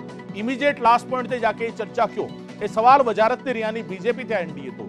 और दूजा सवाल जिहड़ा विरोधी धिरां तो है, जिहड़ी असीं पहलां भी गल कर रहे सी कि जेकर विरोधी धिरां नूं लगदा है कि सरकार इस वेले लोकां दे मुताबिक नहीं चल रही, लोकां दे पक्ष दे विच काम नहीं कर रही, तां फिर वो इस व्यवस्था के खिलाफ क्यों? जेकर ये व्यवस्था आंदी भी है तो इस व्यवस्था तो इन्ना डर क्यों, या इस नूं लैके इन्ना ये कह लिया जाए कि इन्ने खदशे क्यों कि एक हिंदू राष्ट्र बन जाएगा, या इस तरीके की चर्चा क्यों? जेकर अजिहा हुंदा है तो फिर ओपोजिशन दे कोल भी उन्ना ही चांस रहेगा चोणां दे विच अपनी ताकत विखाण दा जिन्ना वजारत धिर दे कोल है।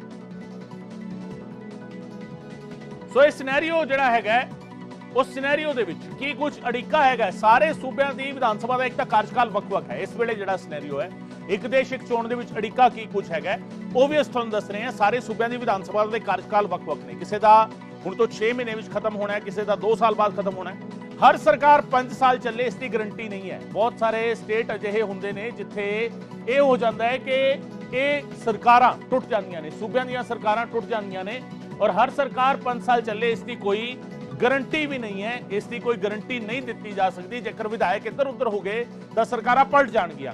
ਕੋਈ ਸਰਕਾਰ ਸਮੇਂ ਤੋਂ ਪਹਿਲਾਂ ਡਿੱਗ ਗਈ ਤਾਂ ਕੀ ਹੋਵੇਗਾ? ਜੇਕਰ ਅਜਿਹਾ ਹੁੰਦਾ ਵਨ ਨੇਸ਼ਨ ਵਨ ਇਲੈਕਸ਼ਨ, ਜੇਕਰ ਕਿਸੇ ਸਟੇਟ ਦੇ ਵਿੱਚ ਗਵਰਨਮੈਂਟ ਡਿੱਗ ਜਾਂਦੀ ਹੈ ਤਾਂ ਫਿਰ ਉੱਥੇ ਕੀ ਕੀਤਾ ਜਾਵੇਗਾ? ਕਿ ਉੱਥੇ ਹੁਣ ਉਸ ਤੋਂ ਬਾਅਦ ਫਿਰ ਤੈਅ ਕੀਤਾ ਜਾਵੇਗਾ ਕਿ ਚੋਣਾਂ ਹੁਣ ਬਾਅਦ ਵਿੱਚ ਇਕੱਠੇ ਹੋਣਗੀਆਂ ਜਾਂ ਉਹਨੇ ਦਿਨਾਂ ਤੱਕ ਉੱਥੇ ਕੋਈ ਸਰਕਾਰ ਹੀ ਨਹੀਂ ਰਹੇਗੀ?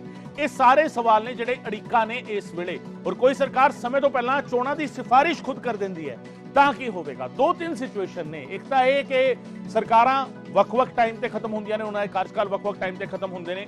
ਦੂਜਾ ਇਹ ਕਿ ਜੇਕਰ ਸਰਕਾਰਾਂ ਪਹਿਲਾਂ ਡਿੱਗ ਗਈਆਂ, ਖੁਦ ਸਰਕਾਰਾਂ ਸਿਫਾਰਿਸ਼ ਕਰਦੀਆਂ ਨੇ ਚੋਣ ਕਰਨ ਦੀਆਂ, ਤਾਂ ਫਿਰ ਕਿਸ ਤਰੀਕੇ ਇਸ ਵਿਵਸਥਾ ਦੇ ਵਿੱਚ ਇਹ ਜਿਹੜੀ ਵਨ ਨੇਸ਼ਨ ਵਨ ਇਲੈਕਸ਼ਨ ਦੀ ਵਿਵਸਥਾ ਹੈਗੀ ਹੈ, ਇੱਕ ਦੇਸ਼ ਇੱਕ ਚੋਣ ਦੀ ਵਿਵਸਥਾ ਹੈਗੀ ਹੈ, ਇਸ ਦੇ ਵਿੱਚ ਕਿਹੜਾ ਹੀ ਤਜਵੀਜ਼ ਉਸ ਵੇਲੇ ਪੇਸ਼ ਕੀਤੀ ਜਾਵੇਗੀ?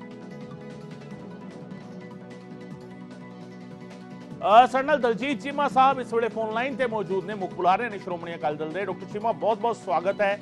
ਚਰਚਾ ਸ਼ੁਰੂ ਹੋਈ ਹੈ, ਇੱਕ ਦੇਸ਼ ਇੱਕ ਚੋਣ ਕਮੇਟੀ ਬਣਾ ਦਿੱਤੀ ਗਈ ਹੈ। ਸਾਬਕਾ ਰਾਸ਼ਟਰਪਤੀ ਰਾਮਨਾਥ ਕੋਵਿੰਦ ਨੂੰ ਕਮੇਟੀ ਦਾ ਪ੍ਰਧਾਨ ਬਣਾਇਆ ਗਿਆ ਹੈ। ਸ਼੍ਰੋਮਣੀ ਅਕਾਲੀ ਦਲ ਤੋਂ ਸਾਡੇ ਨਾਲ ਚੰਦੂ ਮਾਜਰਾ ਸਾਹਿਬ ਕੁਝ ਵਕਤ ਪਹਿਲਾਂ ਜੁੜੇ ਹੋਏ ਸੀਗੇ ਫੋਨ ਲਾਈਨ ਤੇ, ਉਹਨਾਂ ਨੇ ਇਸ ਗੱਲ ਦਾ ਸਮਰਥਨ ਕੀਤਾ ਹੈ ਕਿ ਇਹ ਹੋਣਾ ਚਾਹੀਦਾ ਹੈ। ਚੀਮਾ ਸਾਹਿਬ, ਸ਼੍ਰੋਮਣੀ ਅਕਾਲੀ ਦਲ ਸੰਘੀ ਢਾਂਚੇ ਦੀ ਹਿਮਾਇਤ ਕਰਦਾ ਰਿਹਾ ਹੈ, ਇਹ ਨਵੀਂ ਤਜਵੀਜ਼ ਜਿਹੜੀ ਆ ਰਹੀ ਹੈ, ਇਸ ਨੂੰ ਸੰਘੀ ਢਾਂਚੇ ਦੇ ਲਈ ਕਿਸ ਤਰੀਕੇ ਦੇਖਦੇ ਹੋ? ਗੱਲ ਇਹ ਕਿ ਪਹਿਲਾਂ ਲਾ ਕਮਿਸ਼ਨ ਨੇ 2018 ਦੇ ਵਿੱਚ ਵੀ ਜਿਹੜੇ ਹੈਗੇ ਆ ਸੁਝਾਅ ਮੰਗੇ ਸੀਗੇ ਪਾਰਟੀਆਂ ਦੇ। ਉਸ ਤੋਂ ਬਾਅਦ ਜਨਵਰੀ ਇਸ ਸਾਲ ਵੀ ਜਿਹੜੇ ਆ ਸੁਝਾਅ ਪੋਲੀਟੀਕਲ ਪਾਰਟੀਆਂ ਦੇ ਲਿਖਤੀ ਰੂਪ ਦੇ ਵਿੱਚ ਮੰਗੇ ਸੀ, ਔਰ ਦੋਨੋਂ ਵਾਰੀ ਅਸੀਂ ਜਿਹੜਾ ਇਸ ਤਜਵੀਜ਼ ਦੀ ਜਿਹੜਾ ਸਮਰਥਨ ਕਰਕੇ ਲਿਖ ਕੇ ਭੇਜਿਆ ਕਿ ਤਜਵੀਜ਼ ਜਿਹੜੀ ਹੈ ਦੇਸ਼ ਦੇ ਹਿੱਤ ਦੇ ਵਿੱਚ ਮਾੜੀ ਨਹੀਂ ਹੈ, ਕਿਉਂਕਿ ਇਹਦਾ ਕੋਈ ਸੰਘੀ ਢਾਂਚੇ ਨਾਲ ਸਿੱਧਾ ਕੋਈ ਸੰਬੰਧ ਨਹੀਂ ਹੈ। ਪਹਿਲਾਂ ਵੀ ਦੇਸ਼ ਦੇ ਵਿੱਚ ਪਾਰਲੀਮੈਂਟ ਤੇ ਵਿਧਾਨ ਸਭਾ ਦੀਆਂ ਇਲੈਕਸ਼ਨਾਂ ਇਕੱਠੀਆਂ ਸ਼ੁਰੂ ਹੋਈਆਂ ਸੀ, ਫਿਰ ਵਿੱਚ ਕੋਈ ਸਰਕਾਰਾਂ ਜਿਹੜੀਆਂ 356 ਲੱਗਣ ਕਰਕੇ ਕੁਝ ਹੋਰ ਕਰਨਾ ਕਰਕੇ ਟੁੱਟਦੀਆਂ ਰਹੀਆਂ ਤੇ ਸਾਈਕਲ ਜਿਹੜਾ ਇਸ ਤਰ੍ਹਾਂ ਦਾ ਬਣ ਗਿਆ। ਕਿਉਂਕਿ ਦੋਨੇ ਇਲੈਕਸ਼ਨਾਂ ਇਕੱਠੀਆਂ ਹੁੰਦੀਆਂ ਤੇ ਪਹਿਲੀ ਤਾਂ ਗੱਲ ਹੈ ਕਿ ਬਹੁਤ ਵੱਡੀ ਜਿਹੜੀ ਪੈਸੇ ਦੀ ਵੇਸਟੇਜ ਹੈ ਉਹ ਜਿਹੜੀ ਹੈ ਉਹ ਪਾਰਟੀਆਂ ਦੀ ਵੀ ਸਰਕਾਰ ਦੀ ਵੀ ਸਾਰੇ ਪੱਖਾਂ ਤੋਂ ਉਹਦਾ ਬਹੁਤ ਵੱਡਾ ਫਾਇਦਾ ਹੁੰਦਾ, ਉਹਦੀ ਬਚਤ ਹੁੰਦੀ ਹੈ। ਦੂਜੀ ਗੱਲ ਹੈ ਕਿ ਵਾਰ-ਵਾਰ ਇਲੈਕਸ਼ਨਾਂ ਹੋਣ ਦੇ ਨਾਲ ਜਿਹੜਾ ਮਾਡਲ ਕੋਡ ਆਫ ਕੰਡਕਟ ਲੱਗਣ ਦੇ ਨਾਲ ਬਹੁਤ ਸਾਰਾ ਜਿਹੜਾ ਸਮਾਂ ਹੁੰਦਾ, ਜਿਹੜਾ ਇਕਨੋਮਿਕ ਐਕਟੀਵਿਟੀ ਵਾਸਤੇ, ਡਿਵੈਲਪਮੈਂਟ ਐਕਟੀਵਿਟੀ ਵਾਸਤੇ, ਗਵਰਨੈਂਸ ਨੂੰ ਸੁਧਾਰਨ ਵਾਸਤੇ ਸਰਕਾਰਾਂ ਦਾ ਲੱਗਣਾ ਚਾਹੀਦਾ। ਉਹ ਵਾਰ-ਵਾਰ ਜਿਹੜਾ ਕੋਡ ਆਫ ਕੰਡਕਟ ਲੱਗਣ ਕਰਕੇ ਉਹ ਪ੍ਰੀਸ਼ੀਅਸ ਸਮਾਂ ਜਿਹੜਾ ਉਹ ਇਹਨਾਂ ਗੱਲਾਂ ਦੇ ਵਿੱਚ ਇਲੈਕਸ਼ਨਾਂ ਦੇ ਵਿੱਚ ਵੇਸਟ ਹੋਈ ਜਾਂਦਾ, ਜਿਹਦਾ ਕਿ ਫਾਇਦਾ ਕੋਈ ਨਹੀਂ, ਨੁਕਸਾਨ ਹੁੰਦਾ। ਇੱਕ ਜਿੰਨੀ ਵਾਰ ਵੀ ਵੱਖਰੀਆਂ ਵੱਖਰੀਆਂ ਇਲੈਕਸ਼ਨਾਂ ਹੁੰਦੀਆਂ, ਹਰ ਵਾਰੀ ਕੋਈ ਨਾ ਕੋਈ ਇਲੈਕਸ਼ਨ ਜਿਹੜੀ ਹੈ ਸਮਾਜਿਕ ਤਣਾਅ ਖੜੇ ਕਰਦੀ, ਭਾਵੇਂ ਛੋਟੇ ਪੱਧਰ ਤੇ ਹੋਵੇ ਭਾਵੇਂ ਵੱਡੇ ਪੱਧਰ ਤੇ ਹੋਵੇ। ਇਸ ਕਰਕੇ ਵਾਰ-ਵਾਰ ਇਲੈਕਸ਼ਨਾਂ ਦੇ ਹੋਣ ਦੇ ਨਾਲ ਜਿਹੜੀ ਹੀਟ ਜਨਰੇਟ ਹੁੰਦੀ ਹੈ ਤਾਂ ਜਿਹੜਾ ਸਮਾਜਿਕ ਤਣਾਅ ਬਣਦਾ ਉਹ ਵੀ ਕੋਈ ਸਾਡੇ ਲੌਂਗ ਰਨ ਦੀ ਕੰਟਰੀ ਦੇ ਵਿੱਚ ਬਹੁਤਾ ਹਿੱਤ ਦੇ ਵਿੱਚ ਨਹੀਂ ਹੁੰਦਾ। ਇਸ ਕਰਕੇ ਬੈਟਰ ਹੋਵੇਗਾ ਕਿ ਜੇ ਇੱਕੋ ਸਮੇਂ ਸਾਰੀਆਂ ਇਲੈਕਸ਼ਨਾਂ ਹੋ ਜਾਣ ਤੇ ਉਸ ਤੋਂ ਬਾਅਦ ਫਿਰ ਆਰਾਮ ਦੇ ਨਾਲ ਜਿਹੜੀ ਹੈ ਸਾਰਾ ਗਵਰਨੈਂਸ ਦਾ ਕੰਮ, ਡਿਵੈਲਪਮੈਂਟ ਐਕਟੀਵਿਟੀ ਦਾ ਕੰਮ, ਦੂਜਾ ਸਾਰਾ ਕੰਮ ਜਿਹੜਾ ਉਹ ਹੋ ਜਾਵੇ। ਔਰ ਅਸੀਂ ਉਹਦੇ 'ਚ ਇੱਕ ਸੁਜੈਸ਼ਨ ਇਹ ਵੀ ਦਿੱਤਾ ਸੀ ਕਿ ਜੇ ਕੋਈ ਸਰਕਾਰ ਕਿਸੇ ਕਾਰਨ ਕਰਕੇ ਜੇ ਆਪਣੀ ਮੈਜੋਰਟੀ ਨਹੀਂ ਰੱਖ ਪਾਉਂਦੀ, ਕੋਈ ਹੋਰ ਕਾਰਨ ਕਰਕੇ ਟੁੱਟ ਜਾਂਦੀ ਹੈ ਤੇ ਕੋਈ ਚਾਰਾ ਨਹੀਂ ਹੋਵੇ ਕਿ ਉਹਨੂੰ ਅੱਗੇ ਕੈਰੀ ਕਰਨ ਦਾ, ਤੇ ਉਸ ਸਟੇਟ ਦੀ ਜਿਹੜੀ ਇਲੈਕਸ਼ਨ ਹੈ ਉਹ ਰਿਮੇਨਿੰਗ ਪੀਰੀਅਡ ਵਾਸਤੇ ਕਰ ਲਈ ਜਾਵੇ ਤਾਂ ਜੋ ਸਰਕਲ ਜਿਹੜਾ ਅੱਗੇ ਤੋਂ ਬ੍ਰੇਕ ਨਾ ਹੋਵੇ ਤੇ ਅੱਗੇ ਤੋਂ ਇੱਕ ਯੂਨੀਫਾਰਮਿਟੀ ਜਿਹੜੀ ਹੈ ਇੱਕੋ ਸਮੇਂ ਦੋਨੇ ਇਲੈਕਸ਼ਨਾਂ ਇਕੱਠੀਆਂ ਕਰਾ ਕੇ ਤੇ ਜਿਹੜਾ ਸਾਰਾ ਕੰਮ ਹੈ ਇਹ ਮੁਕੰਮਲ ਕੀਤਾ ਜਾਵੇ। ਬਾਕੀ ਇਹਨੂੰ ਪ੍ਰੈਕਟੀਕਲੀ ਇਹਦੇ ਵਿੱਚ ਹੋਰ ਕੀ ਦਿੱਕਤਾਂ ਆਉਣਗੀਆਂ ਉਹਦੇ ਵਾਸਤੇ ਤਾਂ ਜਿਵੇਂ ਤੁਸੀਂ ਕਹਿ ਰਹੇ ਹੋ ਕਿ ਕਮੇਟੀ ਬਣੀ ਹੈ, ਉਹਦੇ 'ਚ ਜੋ ਫਿਰ ਪ੍ਰਪੋਜ਼ਲ ਬਣੇਗੀ ਉਹਦੇ ਉੱਤੇ ਹੋਰ ਕਮੈਂਟਸ ਜਿਹੜੇ ਆ ਉਹਦੇ ਅਕਾਰਡਿੰਗਲੀ ਦਿੱਤੇ ਜਾ ਸਕਦੇ ਆ। ਪਰ ਐਜ਼ ਸੱਚ ਇੱਕ ਮੈਂ ਸਮਝਦਾ ਕਿ ਇਹਦਾ ਨੁਕਸਾਨ ਕੋਈ ਨਹੀਂ ਹੈ, ਦੇਸ਼ ਦੇ ਹਿੱਤ ਦੇ ਵਿੱਚ ਹੀ ਹੈ, ਲੋਕਾਂ ਦੇ ਹਿੱਤ ਦੇ ਵਿੱਚ। ਚੀਮਾ ਸਾਹਿਬ, ਜਦੋਂ 3 ਖੇਤੀ ਕਾਨੂੰਨ ਆਏ ਸੀਗੇ ਸ਼ੁਰੂ ਦੇ ਵਿੱਚ ਸ਼੍ਰੋਮਣੀ ਅਕਾਲੀ ਦਲ ਨੇ ਉਹਨਾਂ ਦੀ ਹਮਾਇਤ ਕੀਤੀ ਸੀ ਔਰ ਬਹੁਤ ਸਾਰੀ ਥਾਵਾਂ ਤੇ ਉਹਨਾਂ ਨੂੰ ਸਪੋਰਟ ਕੀਤਾ ਗਿਆ ਸੀਗਾ। ਹਾਲਾਂਕਿ ਬਾਅਦ ਦੇ ਵਿੱਚ ਸ਼੍ਰੋਮਣੀ ਅਕਾਲੀ ਦਲ ਨੇ ਉਹਨਾਂ ਦੀ ਮੁਖਾਲਫਤ ਕੀਤੀ। ਇਹ ਜਿਹੜਾ ਤਿਆਰੀ ਹੋ ਰਹੀ ਹੈ, ਜਿਹੜੀ ਇਹ ਤਜਵੀਜ਼ ਹੈ ਕੇਂਦਰ ਸਰਕਾਰ ਦੀ, ਸ਼੍ਰੋਮਣੀ ਅਕਾਲੀ ਦਲ ਇਸ ਵੇਲੇ ਇਸ ਦੀ ਹਮਾਇਤ ਕਰਦਾ ਨਜ਼ਰ ਆ ਰਿਹਾ, ਬਹੁਤ ਕਲੀਅਰ ਕੱਟ। ਕਿਸ ਤਰੀਕੇ ਸਮਝੀਏ ਕਿ ਆਉਣ ਵਾਲੇ ਦਿਨਾਂ ਦੇ ਵਿੱਚ ਸੰਘੀ ਢਾਂਚੇ ਦੇ ਨਾਂ ਤੇ ਇਸ ਦੀ ਮੁਖਾਲਫਤ ਨਹੀਂ ਕੀਤੀ ਜਾਵੇਗੀ ਜਾਂ ਇਸ ਨੂੰ ਲਗਾਤਾਰ ਇਸ ਦੇ ਪ੍ਰੋ ਰਿਹਾ ਜਾਵੇਗਾ, ਇਸ ਦੇ ਪੱਖ ਦੇ ਵਿੱਚ ਰਿਹਾ ਜਾਵੇਗਾ? ਮੇਰੇ ਖਿਆਲ ਤੁਸੀਂ ਸੰਘੀ ਢਾਂਚੇ ਨੂੰ ਠੀਕ ਤਰੀਕੇ ਨਾਲ ਐਕਸਪਲੇਨ ਨਹੀਂ ਕਰ ਪਾ ਰਹੇ। ਸੰਘੀ ਢਾਂਚਾ ਜਿਹੜਾ ਹੁੰਦਾ ਉਹ ਇਹ ਕਿ ਸੂਬਿਆਂ ਦੇ ਅਧਿਕਾਰ ਕੀ ਹੈ ਤੇ ਸੈਂਟਰ ਦੇ ਅਧਿਕਾਰ ਕੀ ਹੈ, ਔਰ ਉਹਦੇ ਵਿੱਚ ਅਸੀਂ ਵਕਾਲਤ ਕਰਦੇ ਹਾਂ ਕਿ ਸੂਬਿਆਂ ਨੂੰ ਵੱਧ ਤੋਂ ਵੱਧ ਪਾਵਰਸ ਮਿਲਣੀਆਂ ਚਾਹੀਦੀਆਂ, ਫਾਈਨੈਂਸ਼ੀਅਲ ਆਟੋਨੋਮੀ ਸੂਬਿਆਂ ਦੀ ਹੋਣੀ ਚਾਹੀਦੀ ਹੈ। ਇਹਦੇ ਵਿੱਚ ਕੋਈ ਸੂਬੇ ਦਾ ਤਾਂ ਸਟੇਟ ਦਾ ਆਪੋ 'ਚ ਹਿੱਸਾਂ ਦਾ ਕੋਈ ਟਕਰਾਅ ਨਹੀਂ ਹੈ। ਇਹ ਸਿਰਫ ਇਲੈਕਸ਼ਨ ਕਰਾਉਣ ਦੀ ਗੱਲ ਹੈ। ਕਿ ਇਲੈਕਸ਼ਨ ਦਾ ਸਮਾਂ ਕੀ ਹੋਵੇ, ਕਿ ਵੱਖਰੀ ਵੱਖਰੀ ਹੋਵੇ ਜਾਂ ਇਕੱਠੀ ਹੋਵੇ। ਜੇ ਇਕੱਠੀ ਹੁੰਦੀ ਹੈ ਸੂਬਿਆਂ ਨੂੰ ਫਾਇਦਾ, ਕਿਉਂਕਿ ਜਿਹੜਾ ਇਲੈਕਸ਼ਨ ਕਮਿਸ਼ਨ ਹੈ ਕਈ ਵਾਰੀ ਦੋਸ਼ ਲੱਗਦੇ ਆ ਕਿ ਇਲੈਕਸ਼ਨ ਕਮਿਸ਼ਨ ਕੇਂਦਰ ਸਰਕਾਰ ਫਲਾਣੇ ਦੀ ਸੀ, ਇਹਦੇ ਕਰਕੇ ਇਲੈਕਸ਼ਨ ਕਮਿਸ਼ਨ ਦਾ ਰੋਲ ਜਿਹੜਾ ਪੂਰਾ ਜਿਹੜਾ ਨਿਰਪੱਖ ਨਹੀਂ ਰਿਹਾ। ਪਰ ਜਦੋਂ ਸਾਰੀਆਂ ਇਲੈਕਸ਼ਨਾਂ ਇਕੱਠੀਆਂ ਹੋਣਗੀਆਂ ਤਾਂ ਇਲੈਕਸ਼ਨ ਕਮਿਸ਼ਨ ਨੂੰ ਵੀ ਜਿਹੜਾ ਸੁਤੰਤਰ ਰਹਿਣਾ ਪਏਗਾ, ਕਿਉਂਕਿ ਉਹਨੂੰ ਵੀ ਨਹੀਂ ਪਤਾ ਹੁੰਦਾ ਕਿ ਕਿਹੜੇ ਜਿਹੜੀ ਹੈ ਪਾਰਟੀ ਦੀ ਸਰਕਾਰ ਕੋ ਕੇਂਦਰ 'ਚ ਵੀ ਆਉਣੀ। ਇਸ ਕਰਕੇ ਜਿਹੜਾ ਸੂਬਿਆਂ ਦੀ ਜਾਂ ਰੀਜਨਲ ਪਾਰਟੀਆਂ ਨੂੰ ਜਿਹੜਾ ਨੁਕਸਾਨ ਹੁੰਦਾ ਹੈ ਉਹ ਤਾਂ ਰਾਦਰ ਇਸ ਸਿਸਟਮ ਦੇ ਨਾਲ ਬੈਟਰ ਹੋ ਜਾਏਗਾ। ਚੀਮਾ ਸਾਹਿਬ ਇੱਕ ਐਡ ਆਨ ਕਰ ਦਿੰਦਾ ਮੈਂ, ਕਾਂਗਰਸ ਦੇ ਵਿਧਾਇਕ ਤੇ ਬੁਲਾਰੇ ਹੋਰ ਵੀ ਸਾਡੇ ਨਾਲ ਜੁੜੇ ਸੀਗੇ ਇਸ ਚਰਚਾ ਦੇ ਵਿੱਚ। ਉਹਨਾਂ ਨੇ ਖਦਸ਼ਾ ਪ੍ਰਗਟਾਇਆ ਕਿ ਵਨ ਨੇਸ਼ਨ ਵਨ ਇਲੈਕਸ਼ਨ ਦੇ ਨਾਲ ਬੀਜੇਪੀ ਦਾ ਮੰਤਵ ਇਹ ਵੀ ਹੈਗਾ ਕਿ ਪੂਰੇ ਦੇਸ਼ ਦੇ ਵਿੱਚ ਪ੍ਰਧਾਨ ਮੰਤਰੀ ਦੀ ਚੋਣ ਕਰਾਈ ਜਾਵੇ, ਜਿਸ ਤਰੀਕੇ ਬਾਕੀ ਲੈਵਲ ਤੇ ਮੇਅਰ ਦੀ ਇਸ ਤਰੀਕੇ ਦੀਆਂ ਚੋਣਾਂ ਹੁੰਦੀਆਂ ਨੇ, ਪ੍ਰਧਾਨ ਮੰਤਰੀ ਦੀ ਚੋਣ ਜਿਹੜੀ ਹੈਗੀ ਉਹ ਸਿੱਧੇ ਕਰਾਈ ਜਾਵੇ। ਉਸ ਸਥਿਤੀ ਦੇ ਵਿੱਚ ਕਿਸ ਤਰੀਕੇ ਤੁਸੀਂ ਦੇਖੋਗੇ ਇਸ ਨੂੰ? ਦੇਖੋ, ਪ੍ਰੈਜ਼ੀਡੈਂਸ਼ੀਅਲ ਫਾਰਮ ਆਫ ਗਵਰਨਮੈਂਟ ਉਹ ਇੱਕ ਵੱਖਰੀ ਇਸ਼ੂ ਹੈ, ਉਹਦਾ ਕੋਈ ਕੇਂਦਰ ਤੇ ਸੂਬੇ ਦੀਆਂ ਸਰਕਾਰਾਂ ਦਾ ਜੋ ਤਜਵੀਜ਼ ਚੱਲ ਰਹੀ ਹੈ। ਜਿਹੜੀ ਇਲੈਕਸ਼ਨ ਕਮਿਸ਼ਨ ਨੇ ਸੁਝਾਅ ਮੰਗੇ ਸੀ ਉਹ ਸੀ ਕਿ simultaneous election of parliament and state assembly. ਠੀਕ, ਉਹਦਾ ਅਸੀਂ ਬਕਾਇਦਾ ਤੌਰ ਤੇ ਲਿਖਤੀ ਤੌਰ ਦੇ ਉੱਤੇ ਇਹ ਸਾਰੇ ਆਪਣੇ ਸੁਝਾਅ ਦੇ ਕੇ ਸਮਰਥਨ ਅਸੀਂ 2018 ਚ ਵੀ ਕੀਤਾ ਸੀ, 2023 ਚ ਵੀ ਕੀਤਾ। ਉਹਦੇ ਵਿੱਚ ਕਿਤੇ ਵੀ ਇਸ ਤਰ੍ਹਾਂ ਦੀ ਪ੍ਰਪੋਜ਼ਲ ਦਾ ਕੋਈ ਮੈਂਸ਼ਨ ਨਹੀਂ ਹੈ। ਇਹ ਆਲ ਟੂਗੇਦਰ ਵੱਖਰਾ ਸਬਜੈਕਟ ਹੈ ਕਿ ਦੇਸ਼ ਨੇ ਆਪਣਾ ਟੋਟਲੀ ਸਿਸਟਮ ਜਿਹੜਾ ਇਲੈਕਟੋਰਲ ਚੇਂਜ ਕਰਨਾ, ਉਹਦੇ ਵਾਸਤੇ ਬੜੀ ਵੱਡੀ ਹਾਲੇ ਡਿਬੇਟ ਦੀ ਲੋੜ ਹੈ। ਲੇਕਿਨ ਇਹ ਜਿਹੜਾ ਮੌਜੂਦਾ ਸਿਸਟਮ ਹੈ ਉਹ ਤਾਂ ਆਲਰੇਡੀ ਪਲਾਨਡ ਹੈ। ਸਿਰਫ ਇਹ ਹੈ ਕਿ ਡੇਟਾ ਜਿਹੜੀਆਂ ਇਲੈਕਸ਼ਨਾਂ ਦੀਆਂ ਨੇ ਉਹ ਇਕੱਠੀ ਕਰਨ ਦੀ ਗੱਲ ਹੈ। ਇਹਦੇ ਚ ਮੈਨੂੰ ਲੱਗਦਾ ਕਿ ਜ਼ਿਆਦਾ ਬਹੁਤੀਆਂ ਪਾਰਟੀਆਂ ਨੂੰ ਕੋਈ ਪ੍ਰੋਬਲਮ ਨਹੀਂ ਹੋਏਗੀ, ਕਿਉਂਕਿ ਰਾਦਰ ਇਹਦੇ ਨਾਲ ਸਮਾਂ ਬਚਦਾ, ਟਾਈਮ ਬਚਦਾ, ਕੋਡ ਆਫ ਕੰਡਕਟ ਜਿਹੜਾ ਵਾਰ-ਵਾਰ ਲੱਗਦਾ ਉਹਦੇ ਕਰਕੇ ਇਹਦੇ ਨਾਲ ਕੋਈ ਨੁਕਸਾਨ ਨਹੀਂ ਹੈ, ਤਾਂ ਫਾਇਦੇ ਵਾਲੀ ਗੱਲ। ਕਿਉਂਕਿ ਹਰ ਗੱਲ ਨੂੰ ਇਸ ਕਰਕੇ ਵੀ ਨਹੀਂ ਪਹੁੰਚ ਕੀਤਾ ਜਾ ਸਕਦਾ ਕਿ ਬੀਜੇਪੀ ਦੀ ਸਰਕਾਰ ਹੈ, ਇਸ ਕਰਕੇ ਜਿਹੜੀ ਮੈਰਿਟ ਤੇ ਗੱਲ ਹੁੰਦੀ ਹੈ, ਜਿਹੜੀ ਚੀਜ਼ ਦੇਸ਼ ਦੇ ਹਿੱਤ ਦੇ ਵਿੱਚ ਹੈ, ਉਹਦੇ ਅਸੀਂ ਹੱਕ 'ਚ ਕਹਿੰਦੇ ਹਾਂ। ਜੇ ਕਿਤੇ ਕੋਈ ਚੀਜ਼ ਨਹੀਂ ਹੁੰਦੀ ਉਹਦੇ ਅਸੀਂ ਖਿਲਾਫ ਕਹਿੰਦੇ ਹਾਂ, ਤਾਂ ਸਾਡਾ ਆਪਣਾ ਰਾਈਟ। ਠੀਕ, ਚੀਮਾ ਸਾਹਿਬ ਬਹੁਤ ਬਹੁਤ ਸ਼ੁਕਰੀਆ ਸਾਡੇ ਨਾਲ ਗੱਲ ਕਰਨ ਦੇ ਲਈ। ਡਾਕਟਰ ਦਲਜੀਤ ਚੀਮਾ ਸਾਡੇ ਨਾਲ ਗੱਲ ਕਰ ਰਹੇ ਸੀਗੇ, ਮੁੱਖ ਬੁਲਾਰੇ ਸ਼੍ਰੋਮਣੀ ਅਕਾਲੀ ਦਲ ਦੇ, ਔਰ ਬਾਕੀ ਸਾਰੇ ਆਗੂਆਂ ਨੇ ਵੀ ਆਪੋ ਆਪਣਾ ਪੱਖ ਰੱਖਿਆ, ਔਰ ਅਕਾਲੀ ਦਲ ਬੜਾ ਖੁੱਲ ਕੇ ਇਸ ਵੇਲੇ ਇਸ ਤਜਵੀਜ਼ ਦੇ ਪੱਖ ਦੇ ਵਿੱਚ ਖੜਿਆ ਹੋਇਆ ਨਜ਼ਰ ਆ ਰਿਹਾ ਹੈ, ਐਨਡੀਏ ਦੇ ਨਾਲ, ਬੀਜੇਪੀ ਦੇ ਨਾਲ, ਕਿ ਇੱਕ ਦੇਸ਼ ਇੱਕ ਚੋਣ ਹੋਣੀ ਚਾਹੀਦੀ ਹੈ। ਚੀਮਾ ਸਾਹਿਬ ਦਾ ਕਹਿਣਾ ਸੀ ਕਿ